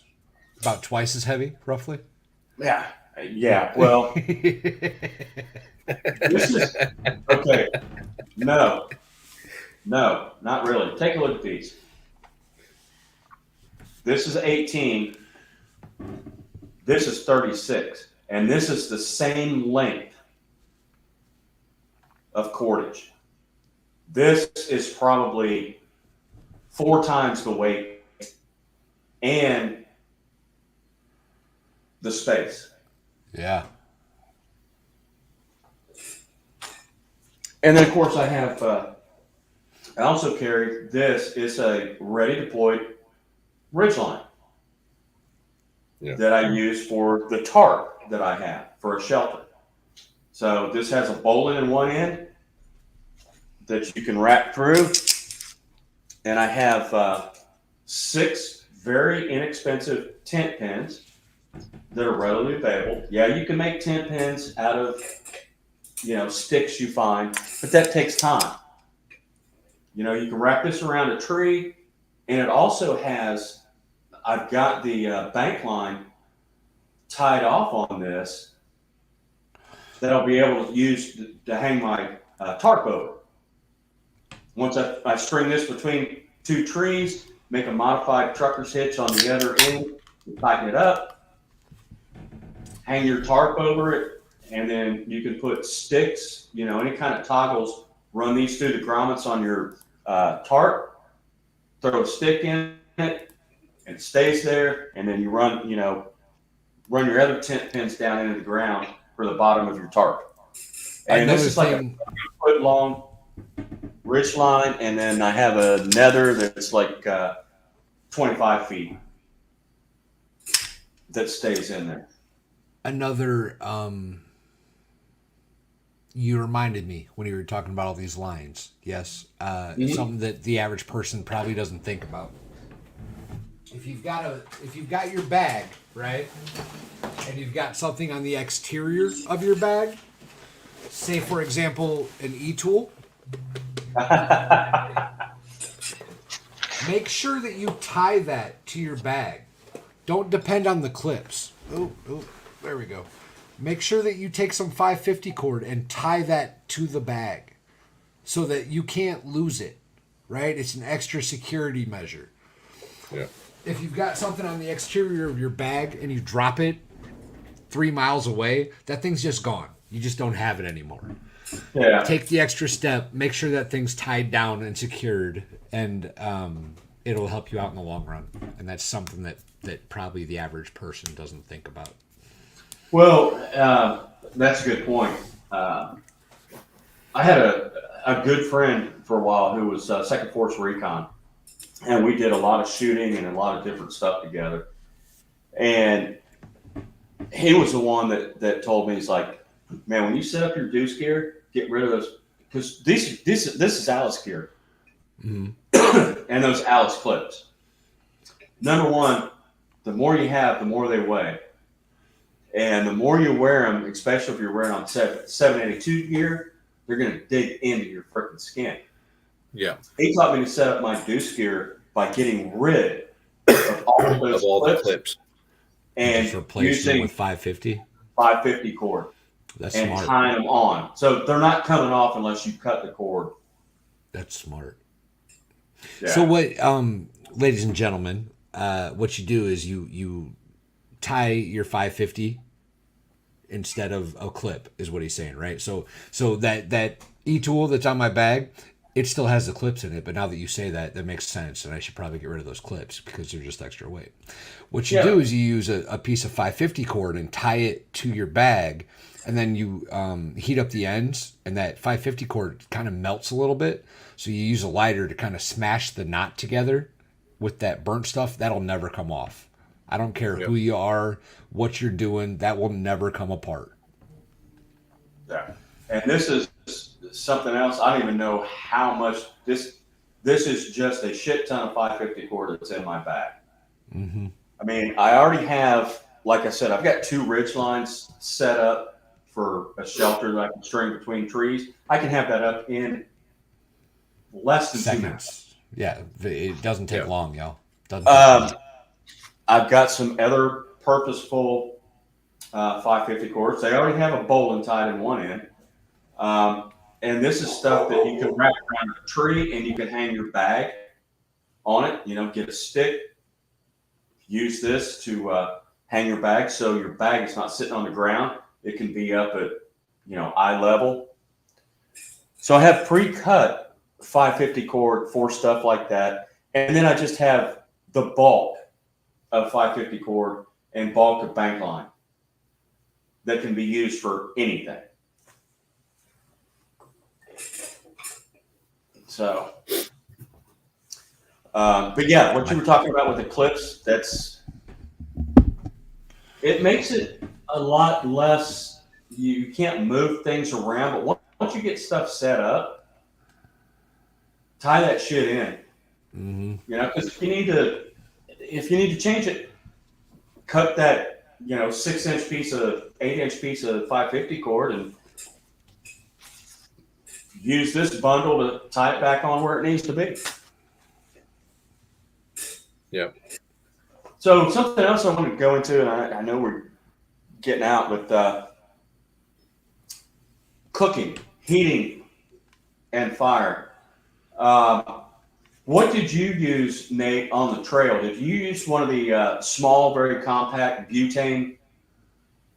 I've got a stove. No, I've got a stove, and I carry a canister of white gas. White gas? What's that? Yeah, it's Coleman, Coleman fuel. Coleman fuel, Okay. clean fuel. Okay. It's clean. Butane or propane or something? Yeah. No, it's liquid. It's white gas.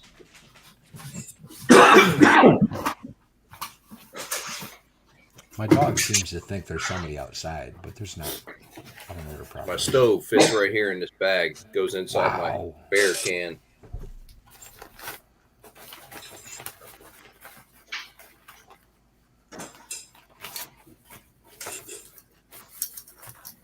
Yeah, I've got the white gases out in the garage, but this is basically the stove right here. Okay, so you're basically using an alcohol stove using white gas. Yep. Instead of using the butane. Yep. Yeah. Well, this is one of the things that I have. Yeah. Now this little stove right here opens up to about that diameter. I don't think it opens up to this diameter because this is pretty big. This is not something that I carry in my pack because it runs off of one of these. Okay, yeah. Man, I'm not carrying that. Yeah. Right. But again, I've set up to the fact that I'm not going anywhere unless I have to. Now, I've got a propane grill. I've got there you go. This is propane. That thing is awesome. Yeah. Yeah, that does. That opens up nice. That's awesome, bro. But again, carrying white gas, that's weight. What are you carrying in? How much gas do you carry? It's 20 ounces. How many? So how many hours do you think that'll get you? Well, the only time I use it is at night. Okay. And about the only thing that I have to do really to cook is to heat up water, right? To put into the fast group foods, the dehydrated food kits. So I could go easily a week on 20 ounces. Okay. If I'm gonna build a fire for warmth, then I'll build a fire with fuel. I'm not going to use my fuel in my stove. This is simply for cooking. And the only time I'm going to cook is at night. Yeah, and if you've got instead of using that, if you make a fire, then you can use that fire to heat the water instead of using your fuel. Yeah, if it comes down to it, I can always make a fire. But that stove is really convenient. It's quick. I can boil the water within a couple of minutes. And something else, for the water. And another thing I carry, we're talking about our containers, right? Mm-hmm. Nalgene bottle. Okay. Right. This is hard. This is Nalgene. This, you can pour boiling water in this and it's not going to hurt that plastic. And when it gets real cold at night, you pour this thing full of boiling water, you put this cap on it real good, and you stick this down in your sleeping bag, it's going to warm you up real quick. Yeah. So people underestimate. That's another thing that most people underestimate. The how to word this. The introduction of a very minor heat source. I'll be right back, guys. Keep talking. If you're sleeping at night, the introduction of a very minor heat source goes a long way, right? Oh, absolutely. So And there's then like once you get it warmed up, and then you can maintain it as long as you keep that, keep the integrity of it closed off. You're going to stay warm. it's a lot easier Yeah. on your body to maintain heat than to generate that much heat. To generate it, but it helps if you can stick that hot water in there just for a few minutes, heat up the inside of that bag. You climb in there, and then you're good for the night. Even if you've got something like this, might sound silly, right? But like if you have a dog with you, Mm-hmm. put that dog inside your sleeping bag. You're going to be warm as can be. I promise you. Absolutely. Yeah. If you're stuck in the middle of nowhere and all you've got is the ability to make a fire, heat a bunch of rocks up and bury them underneath where you're sleeping. You'll stay plenty warm, y'all. Plenty warm. Yep. Also, heated rocks are an alternative way to boil water if you've got nothing else. Yep. If you can make a container, like if you dig a square in the ground, and if you have, I don't have them out here, but the heavy 6 mil contractor trash bags, you can make basically I call it a mini swimming pool. You dig a hole, line that with that plastic, and put some rocks or gravel or stuff down at the bottom, and you're able to fill that with water. You can put those rocks in your fire and then pick them up and shove them in that water. And as soon as it hits that water, it boils the water. Yep. And if it hasn't quite hit there, just add more rocks. Add more rocks till it does. Yep, absolutely. Yeah, so there's a lot of ways that that people don't realize that you can survive. But this was more about, okay, we've got the survival stuff, but what can make things more comfortable, more normal? Just like you were talking about with the knife and the with the utensils. Anything that can make things more normal, And I mean, I've got this cook set, and inside of it holds my all my fire starting stuff. But it's a fry pan. Take the fire starting stuff out. There's a bowl, and then basically a sauce pot. And you can, between that and the canteen cup and the nesting cup for the water, there's just, you can sit and make food like you would on a stove, but you're just doing it over a fire, or you're doing it over this thing, over a stove, or you're doing it over a tripod, right? Yeah. Or if you're at your house, if you're bugging in, which is my plan, you can do that stuff over your freaking propane grill if you have it. Yes. You can cook anything on your propane grill that you can on your stove. Yeah, that week, the 2 weeks that we were without power there, with the hurricane, we cooked on the grill every day, morning and night, breakfast and dinner. Mm-hmm. At that time, all the neighbors, everybody pulled the grills out front, and everybody cooked what they had, Yeah. Yeah. And, eat everything out of your refrigerator first. Then everything eat out that of spoils freezer first. Everything that spoils first. Then eat out of your freezer, because it's going to be the next to go. Yep. Then go to your canned goods and your shelf stable foods.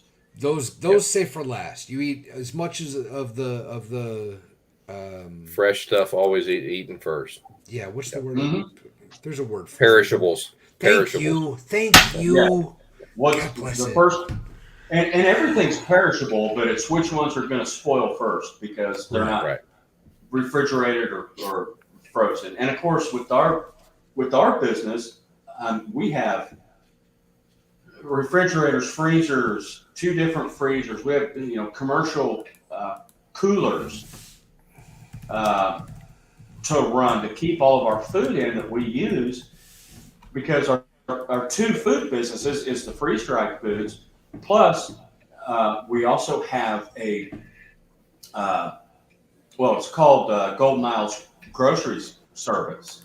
And so we have a website where people who are coming down to the Golden Isles are down between, Kings Bay to up to Darien and McIntosh. This whole area of our coast is a lot of vacation rentals. So the people coming down, they can go on our website and order their groceries, and they'll be stocked in the refrigerator of their rental units when they get there. Yeah. Yeah. So that's another business that we have, and Karen does all of that. That's basically her baby, her business. That's pretty awesome, actually. Yeah. Yeah. So, you just go on and you order this, and this, and you're going to be here in, 4 or 5 days or whatever the date is. They give us the location of their rentals. We get with the rental property and get access to it. We get all the groceries up. We stock their pantries and the refrigerator in the rental unit. And, if they want something fresh made, I can do that too for their first night. That's pretty cool. Cool. Tony, I'm gonna have to get off of here in a minute. All right. We're running out of time, man. Running out of time. What, you got T-ball? Not tonight. No, that's tomorrow night. He's got wifey duty. That's what he's got. That's right. That's right. Yeah. Where is Val? She could have jumped on in here. No, she got home from work. I think she's already got something to eat and gonna have to go help her take care of the kids. I was gonna say you're in trouble if she already ate. Oh yeah. Oh, she already ate. I'm positive on that. You're in a little bit of trouble, brother. No. Well, she's not gonna leave him in a parking lot or anything like that. No. Well, Nate, sir, it was a pleasure to meet you, buddy. You too, man. You too. Absolutely. What just out of curiosity, before you go, Nate, what's your favorite flavored crayon? I like the red ones, man. See, Tony, red ones are the best. Everybody knows. Everybody knows the red ones are good. Strawberry. Hey, look, it's funny. We've had, my wife and I even had this discussion. His wife is a jarhead also. Oh yeah, that's where we met. Well served together. The crayon eating thing that was after us, because that was never a thing. Nobody ever brought that up when we were in the Corps. That's what Tony. No. That's what Tony tells me all the time. Yeah, I don't know when that shit started or where it came from, but whatever. It's a great little meme, and it's hilarious, and I'm glad that the Marines have embraced it. I really am. Oh yeah, absolutely. It's awesome. Well, they're going to take that and run.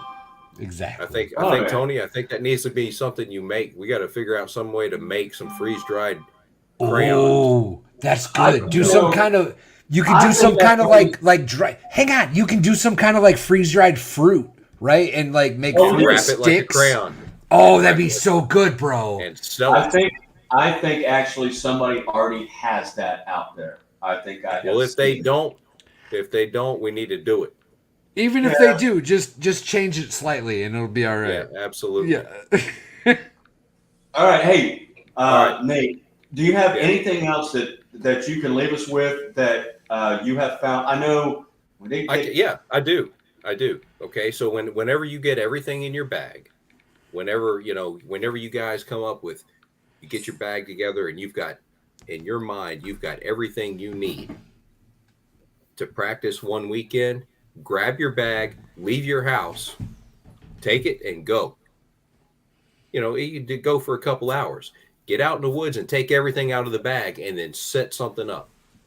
And then you're going to learn right then and there what you don't have, what you need, and what you have that you don't need. That's quick. I've done that. I've done it. Right. I've grabbed it and just left the house. And then get out there, and then all you got to do is put that thing on your back, and you start walking, and you start thinking, because you're always planning, you're always walking, you're planning when you're going to stop, and then you think about what I have that I need, or what I have that I, and what I don't have that I'm going to need, and you just make adjustments. But do that a few times, and you're gonna learn every single time. Right. Yeah. And I think, I don't know what happened to Valhalla, but I think you were telling me before we went on the live that I was concerned because my pack with the shit that I have in there with 2 quarts of water in it, it's like 35 pounds. And I think you were saying yours is 40 pounds? I'm between 35 and 40 pounds. I carry 3 liters of water, 20 ounces of fuel, food. Mm-hmm. Okay, so right there. You carry 3 liters of water? 3 liters of water, absolutely. 3 liters, which is 3 quarts of water. Yeah, I carry a gallon of water. Okay, plus my 20 ounces of fuel, plus my food. Mm-hmm. Okay, and that's the majority of my weight. But then I've got a tent. I've got a sleeping pad. I've got, another set of clothes. I've got a set of rain gear. I've got, different things. My compass. I carry a journal. I carry a map. Mm-hmm. I carry, that kind of stuff. All the necessities. But my pack is between 35 and 40 pounds with all of that. Yeah, and see, my pack normally has my poncho and my poncho liner. Yeah. But I carry a hammock. Mm-hmm. It's a double hammock, and I have hammocks. I have hammocks that I don't use one when I'm hiking. I use a tent, sleeping pad, sleeping bag. I carry it's a hiking 2-man tent, and the reason I carry a 2-man is so I can get my pack inside the tent with me. I don't want it outside my tent. Well, you're not carrying shelter hats? No. Just me. No. Not doing that. To piggyback, Nate. Yeah. And to be honest with you, I still have my sleeping bag from the Corps and my ISO mat. Yeah. But I don't really include that in the climate where I'm at. That's why I have the poncho liner and the poncho. Right. You make a Ranger roll out of that, and you get that laid out, and that plastic keeps that frickin' heat in. Yeah. The one thing that I would add to piggyback off of Nate with your grab your bag and go out in the wilderness and try it out. The most important advice I can give to anybody is be proficient with the equipment that you plan on carrying. Yeah. If you get out there with the most high speed, top end, equipment available, it ain't going to matter at all if you don't know how to do it. If you can't make it work, it's useless. Absolutely. The time to read the directions when you're putting something together is in your yard, not in the woods. I can tell you that right now. And you better be able to do it without those directions. 100%. We're men. We don't read directions anyway. No. You might want to take a look at them once or twice, though. I did. I'll tell you what I did. I did it, and this is what I did last year before the first time I hiked on the trail, and I was going to be out there for a weekend. Was I put my pack on my back, walked out of the garage, walked out in the yard, set it down. I looked at the time, and I set up my camp right there in the yard. I did everything right there because I wanted to know, number one, how long is it going to take me, and can I do it? Am I missing something? What else do I need? So. And then, is there any part that I need to focus on better? Yeah, that I need absolutely. to learn? So I did that more than once. And then what I did was and then packing it up, same thing, because I want to know how long it's going to take me in the morning to get moving again.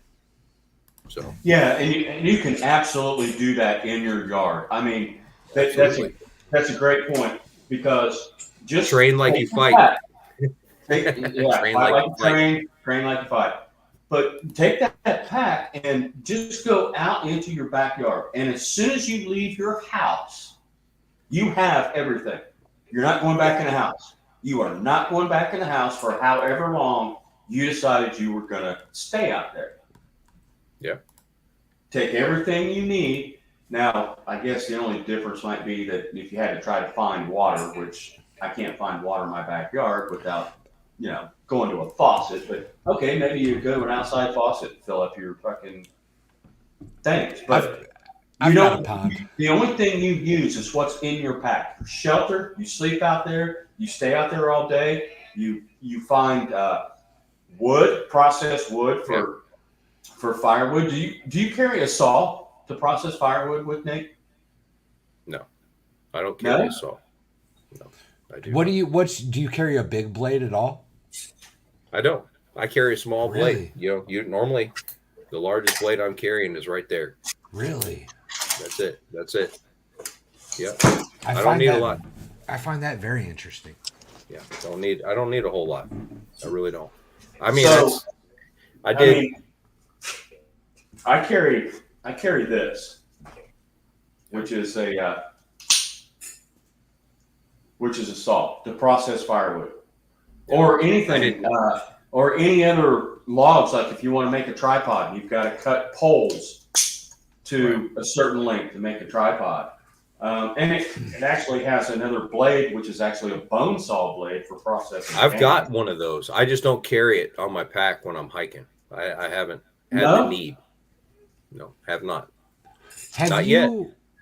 And I realize we're starting to hold you a little bit, but do you hunt or trap food out there at all, or do you bring everything you consume with you? No, so we talked about that. I've got no, I carry what I need to carry. Okay. I can carry, I've carried 4 days worth of food with me each time that I've gone. If it were to go beyond that, I can hunt, Sure. trap. I can do that. I just have not had the need to, and I don't plan to have the need to. But if it ever comes down to it, I can. Of course, that's not something I don't think you're really That's able not the to goal do of the hiking. Yeah. on the trail. Right. Because that goes into a whole nother aspect that I didn't get into tonight. Is okay. You've got your survival gear. You've got your comfort gear, your hammock, your isopad, your sleeping bag, your tent.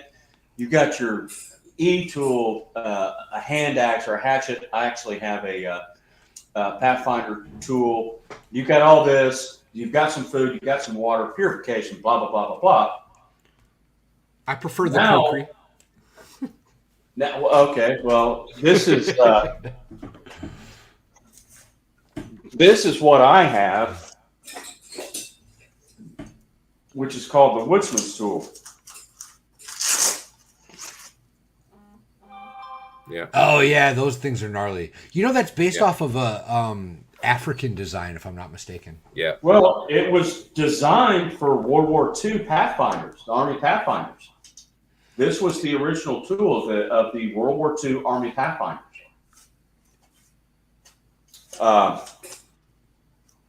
So, you've got all that, but now, okay, again, this is all stuff to survive for 72 hours, maybe a week if you had to stretch it, maybe Thank you, 2 Rose. weeks. Thank you, Rose. I love you, baby. Don't worry about it. Yeah, okay. Sorry, I interrupted. But yeah, and basically it's until you can either self-rescue or get rescued. But now if you're talking about actually having to spend time somewhere, okay, now we're talking about a whole lot more things, like a lot more than just a change of socks, which is basically all I have. I don't have a change of clothes in any of my bags. I've got the poncho and poncho liner. That's for weather protection. It's all we had in the Marine Corps was the poncho. But I also have a full set of Marpat Gore-Tex, top and bottoms, in another bag, in the Alice pack. No, I carry some extra clothes. I carry, like I said, enough that I can layer. Right. My plan is to set everything up so I can through hike. Now, even with absolutely. through hiking,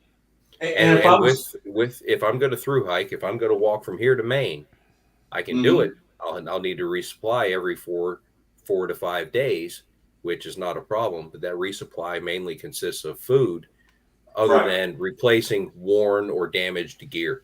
Right. And That's not an issue. The way the trail runs from here to Maine, you can do it. That's not a problem. But I can But what carry I was, everything that I need.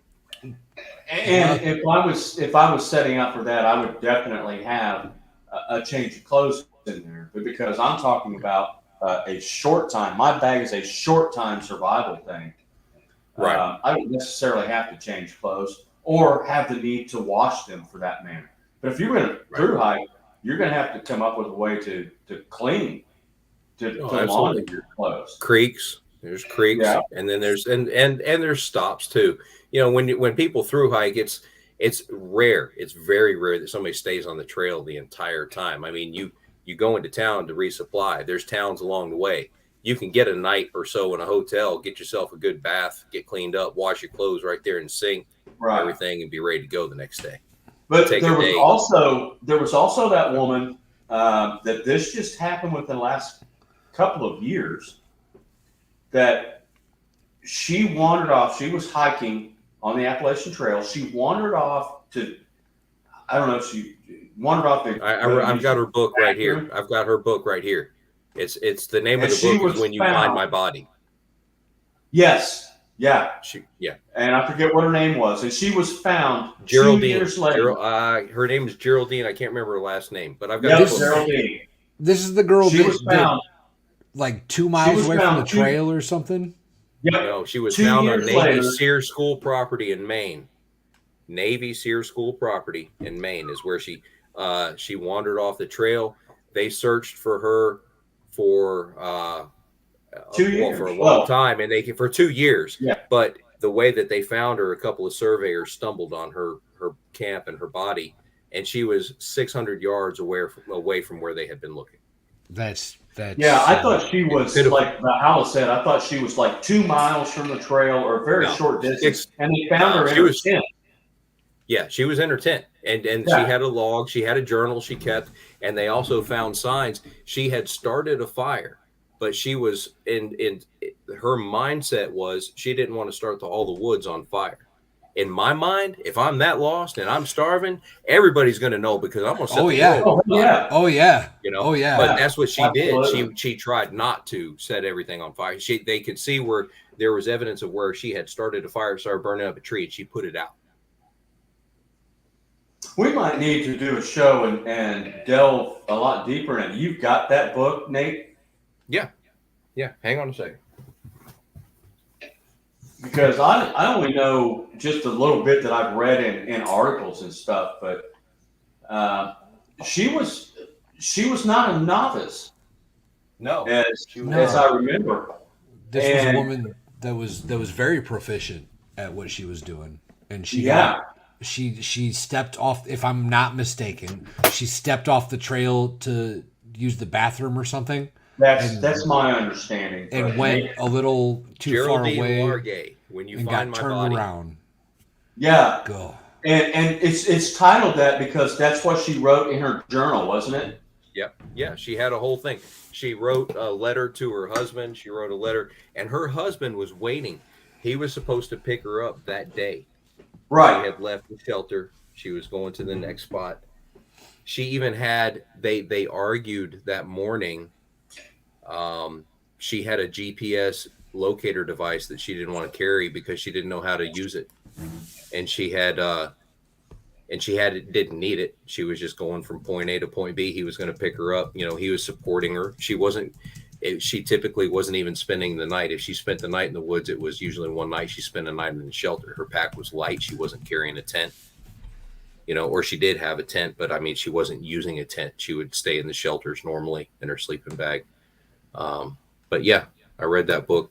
That's part of my research that I did prior to getting started on hiking the trail was some of those stories and some of those books. Yeah. And she was not a novice.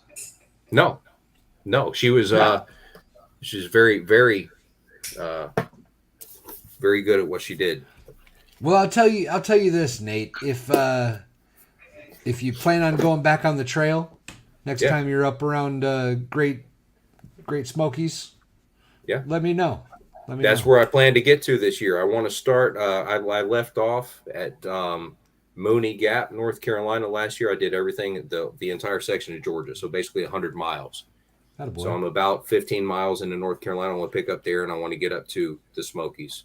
If you get up to the Smokies, let me know. I'll come meet up with you and absolutely. be your resupply link up here. Sounds good, man. Sounds good. Hell yeah. Thank you. Yeah. Tony's got my number. We'll get in touch. All right. Sounds good. Appreciate it. Thanks, guys. All right. Yeah, Hey, we'll have to get back on there and delve into that book. And I'll just let me know when. Yeah, we'll set another one up. I got a few books that I've read on it. So there's a lot to learn on just hiking the trail. I can talk about that for a while. Well, there is, and that last year too. And that goes into the whole fact that people that talk about, well, I'm just going to go into the woods and live like Grizzly Adams. No, you're going to end up like this lady. Because we haven't even gotten into the whole firearms aspect of what it takes to survive. We're just talking about surviving a freaking nature hike up the Appalachian Trail. Right. We're not talking about I had to go there because there was civil unrest and there was grit down and all this other crap. When the crap hits the fan and everybody's fighting, there's a whole different aspect. This is absolutely. just basically walking in the woods and surviving, and that's the easy part. And as easy as it is, it can be deadly if you're not prepared. So. Oh, absolutely. So, Nate, right. I appreciate you being on, man. You take care. We'll talk soon, buddy. Thank you. See you guys. Nice to meet you, brother. Nice to meet you. Take care. Nice to meet you. All right. Just you and me, Valhalla. Cat. He's an interesting cat. I like him. Oh, yeah. Yeah, Nate's good people. Like I said, we served together back in the day, and he's actually from South Florida. Now lives up in northern Georgia. Nice. And we meet every year. Up in North Georgia, we have Marine Corps birthday every year up in North Georgia at a place where our former staff sergeant lived. And his wife still lives there. But Ernie died. He died. We lost him to cancer in 2018. And we still hold the Marine Corps birthday at his house. His wife still lets us hold it there. That's and we have people who come from all over the place. Wisconsin, Pennsylvania, Louisiana, here, Georgia, Kentucky, Tennessee, that we all meet every year. And I think I put up one or two videos when I first started the channel of me and another guy playing music, playing and singing guitar. That's at the Marine Corps birthday. That was last year at the Marine Corps birthday. Hell yeah. So, yeah, we all get together and Nate's good people, real good people. Hell yeah. Hopefully I'll get to meet him someday. He seems awesome. Oh, absolutely. Oh, I do think though that we've hit the 2-hour mark, and oh shit, this might be a good opportunity for me to dip out and make my wife call because she's been out of town for 5 days, and basically the second I got on here, she started calling me and yeah, I gotta figure out what's going on.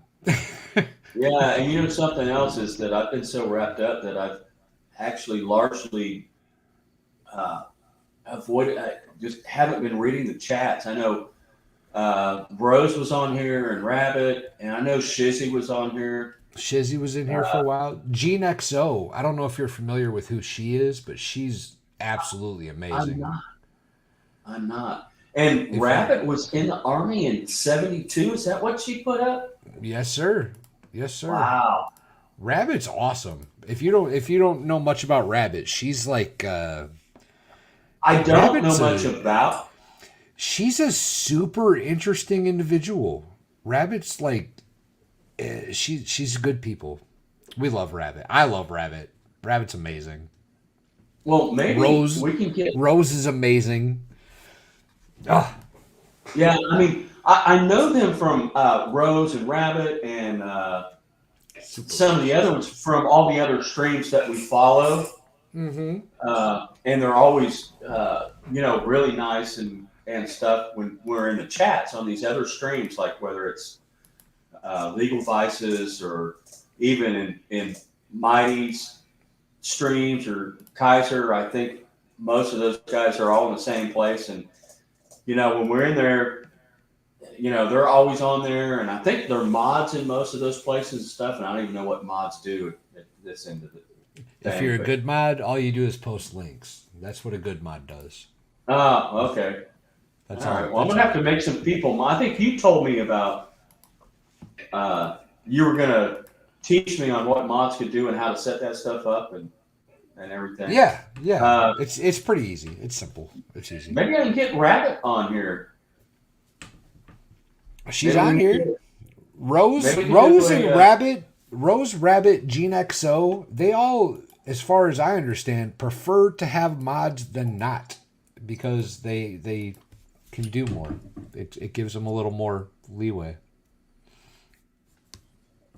Okay. I'd Well, be yeah, willing I to just bet. love. I'd be willing to bet right now if we were like, "Hey, ladies, anybody want a mod?" I'm sure one of the two or three of them would be like, "Yeah, make me a mod." I'm Oh, sure they would. absolutely. I'm If sure any they of you would. do, let me know. I don't know how to do that, but I'm sure Valhalla will instruct me on that. We can make that But happen as long as you see Rabbit's already there for you, buddy. Rabbit says she would. Do you have your YouTube open? what do you mean? My YouTube open? Your YouTube. Do you have? Are you playing this on YouTube? Yeah, it's streaming to YouTube, but I'm on StreamYard. Okay. Do you have a window for your YouTube open at all? Negative. Okay. Open up YouTube and then get in your YouTube chat, but make sure you mute it right away because you don't want the volume coming through YouTube. Okay, now I'm on a page. Oh well, shit. Get to your stream. No worries. Screw this. Does mod equal on top? Well, maybe, Karen. Sometimes it does. Sometimes.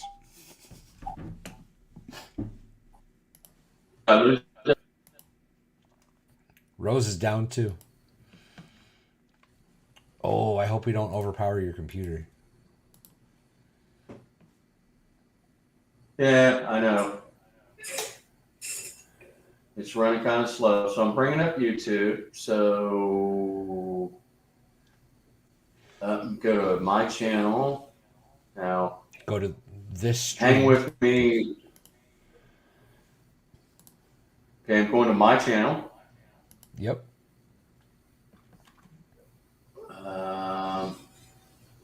All right, I'm going to click on this, and then I'm going to have to try to mute it. Yep. Because your speakers sure will how to pick do it up and that. it gets wah wah wah wah wah wah wah wah. It gets bad.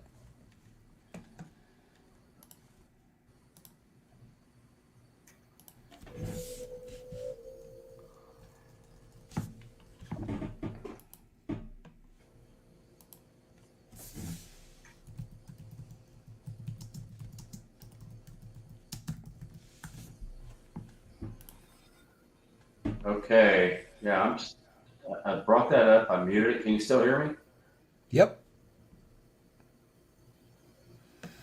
So you're in YouTube chat now? Okay. So say again? So you're in YouTube chat now?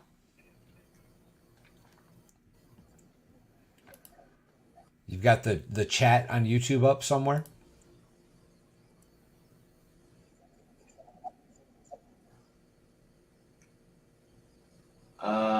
Yes. Okay. So now you can click on me, Rabbit, or Rose, who are all okay with being modded. So you click on one of those names, right? There's 3 dots on the right hand side on mine. I'm not sure what exactly it looks like for you, but you click on that name and you Okay, have the option. We'll go with Rabbit. Okay. So when you click on it, you have the option Pin to message report. report. Remove. put a timeout, hide user, add as a managing moderator, add That's as the a one, standard buddy. moderator. That's Which one? standard moderator. Okay. Don't Rabbit is make now any. a standard moderator. Congratulations, Rabbit. I'll mod for you. Make me a mod if you want. And I know Rose said that she would mod for you too. And there's Rose. What a mod does is they're able to post links in chat. So if you have guests on, they can post their links. They can time out and or block people in chat, which doesn't happen often unless they're being ridiculous and belligerent. Hopefully, if your mods are good. All right, so I just made Rose and Rabbit and you moderator. Outstanding. I'm stepping up in the world. Look at you with mods. Learn how this shit works. Do you want to see my hands? I've only got tattoos on this one. And then I've got knuckles. Chat's wanting to see my hand tattoos, I think. Well, we got a friend of ours that Nate and I served with. Yeah. So he did the same thing on his knuckles, except he did Semper Fi. Oh, there you go.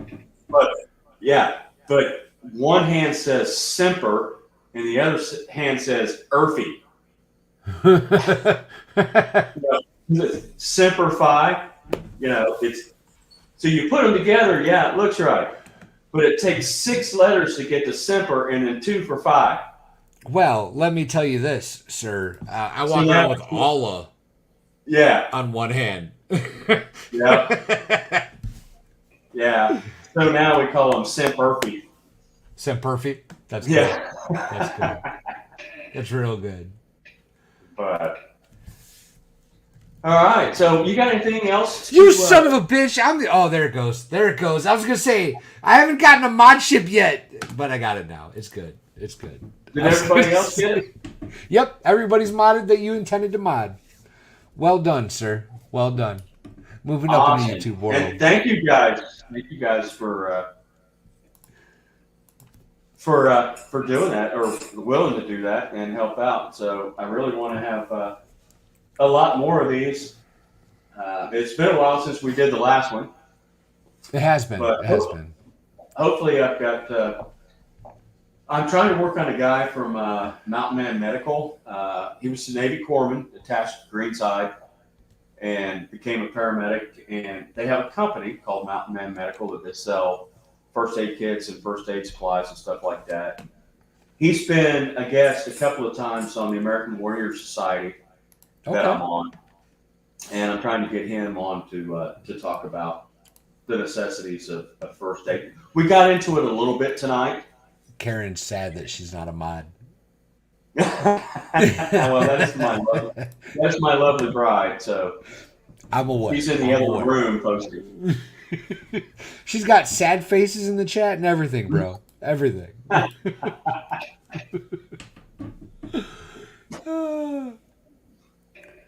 Yeah, she actually doesn't want to be a mod. I guarantee you. She said, "Not really, not really." But yeah, everything went pretty good except my computer sucks.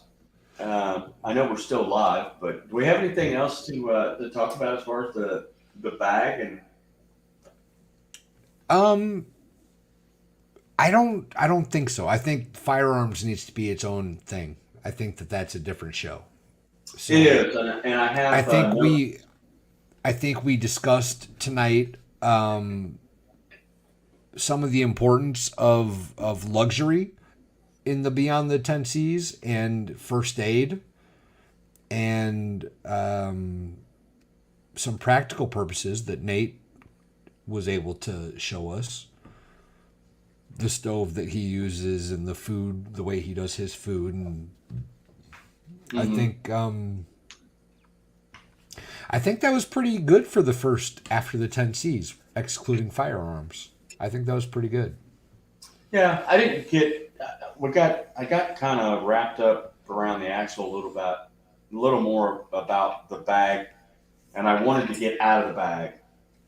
Is what I was wanting to do to focus more on my focus of preparation is not throwing a bag on my back and going out into the woods. It's about bugging in and what kinds of things that you should have in your house that if you do lose your grid, you do lose your power, your water, things that you need or should have on hand to make life more normal, more comfortable, make your survival more possible.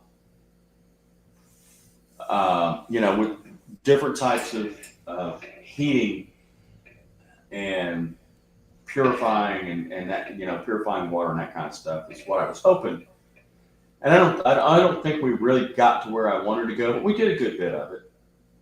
We did a good bit of it. I hope it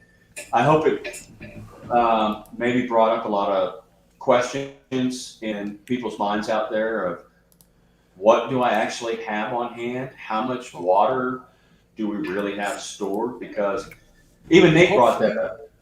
Hopefully That everybody that watched this starts thinking at the very least, right? Maybe you don't have exactly what we're talking about, but you've got something that'll work for that situation, and that's what's important. What's important is knowing the concepts, knowing the point of survival that each of these tools needs to do and fix and solve for you. That's what's important. Knowing that you can start a fire if you have to, knowing that you can drink puddle water safely if that's what it comes down to. That's what's important, Yeah, in my humble opinion. yeah, and a couple of things I had notes written down here that I never really got to bring up. One was the 80-20 rule, the rule of threes. The 72 hours versus 2 weeks, which we kind of got into a little bit. We definitely But got into the rule of threes and the 72 hours no, versus 2 weeks. no, the rule of threes is okay. Is that you can survive 3 minutes without air. We've talked about that before too. On a 3 previous days, show. 3 days without water, or what is it? 30 minutes without, or 3 hours. 3 hours without shelter or fire in an extreme environment. 3 days without water, 3 weeks without food, kind of thing. The other thing that I did want to go into about the whole, for people just setting up stuff, was the 80-20 rule. And I think this was Maslow's hierarchy or something like that. But out of 100% of the available means to prepare, if you do 20% of it, you will survive 80% of the situations you'll ever be encountered.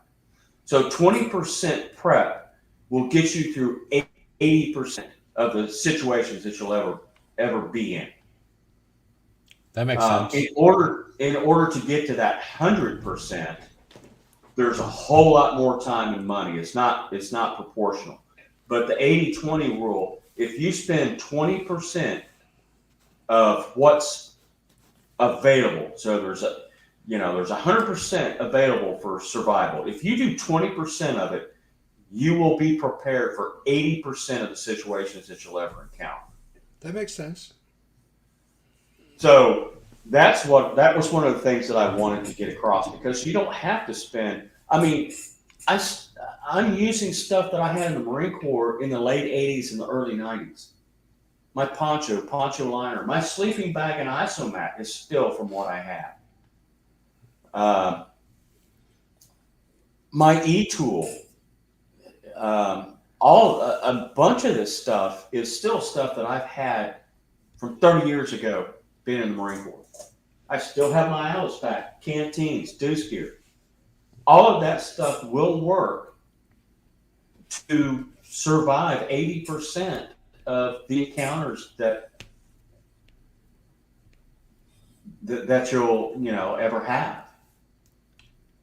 with a little additional preparation, you can make things a lot more normal. You can turn my what I wanted to do with this show, and I guess I failed to do it, is that basically you could turn a disaster into a camping trip. Yeah.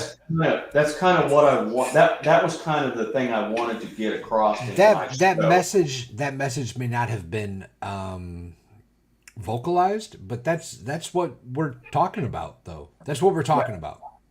That's what we're talking about. We're talking about taking the worst situation you could imagine and making it just a camping trip. Making it so that, okay, well, I'm going to go sleep out here for a week, and hopefully by the time I get back, everything will be better. That's what Yeah, we're talking about. yeah, and I guess I should have started this whole thing off. I'm still new to all this, trying to get my points across. It's not great, but yeah, that's the message that I wanted to get out. Is with a little preparation, you can turn a disaster into a camping trip. Every time I've ever been homeless, all it was a big camping trip, y'all. Times you've been homeless?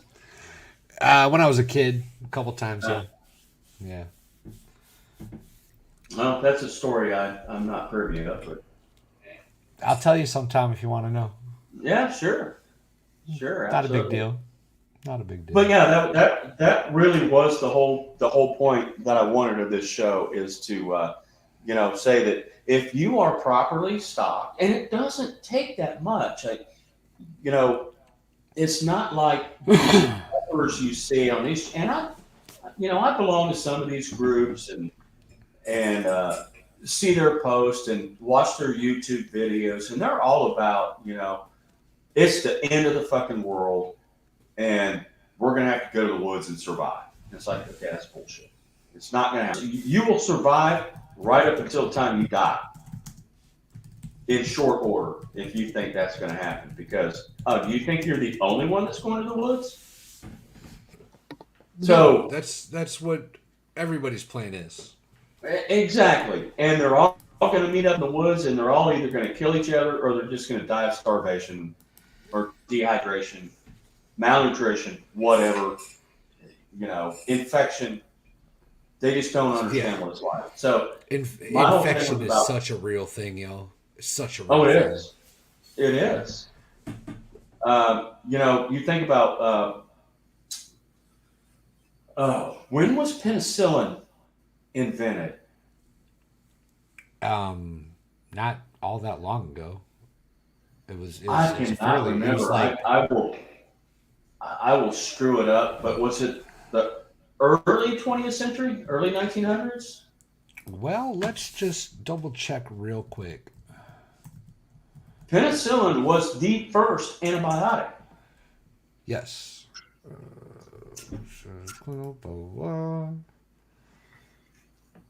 1928. Yeah, early 20th century, early 1900s. It That's was less from than 100 fucking, years ago, y'all. yeah, less than 100 years. Penicillin has only been around for less than 100 years. Antibiotics have only been around for less than 100 years. Penicillin was the first antibiotic. That's how they figured it out. Yeah. That was the first So, time they figured out that we could fight infection with medicine. right. And, and that was during the Civil War, more casualties were lost, died because of infections, not because of their initial wounds. Yeah. Well, they were cutting off The limbs vast and shit majority, though. They were, the but vast, they were amputating limbs like it was going out of style though. So true. like we're But do you know that and I know this from a paramedic I used to work with, had to do a dissertation when he was going through school as a high. oh God, Tony, you son of a bitch! This is already a half hour. We've been a half hour longer. I need to talk to my wife. I need to call Okay. her. Oh, shit. Let's All I do. was all I was going to say is the South actually lost more people because they didn't have ether to clean wounds with. Maggots ate the dead tissue and cleaned the wounds naturally. Maggots cleaned those wounds naturally, and that was before antibiotics. Because maggots will only Maggots. eat dead tissue. They won't Yes. eat live tissue. That is true. So it actually helped clean their wounds. Get off of here. We're going to close this up. We've been on a lot longer than we thought we would. A little bit longer, anyway. A little bit longer. Let's, right. Tony, brother, you know I'm always down for another show. Always. Oh, Just let me absolutely. know, I appreciate that. Just I let me appreciate know, buddy. that. All right, so we're going to end the broadcast right now. Thanks everybody for being on. Thanks everybody that's going to watch this later. If Hell you yeah. have any suggestions, comments, please like and subscribe. I need all the likes and subscribes I can get to try to get this channel up and running more. More importantly than that, hit the like, hit the subscribe. Y'all know what to do. Share this video out. If you think that this message is worth spreading to your friends, share it out to your friends. That's how this channel is going to grow. Y'all know it. We know this. Do the right thing, y'all. Thanks, everybody, and we're going to end this broadcast. So take care, everybody, and we'll have another one soon. We'll be back on. Take care. Deuces, y'all. Love.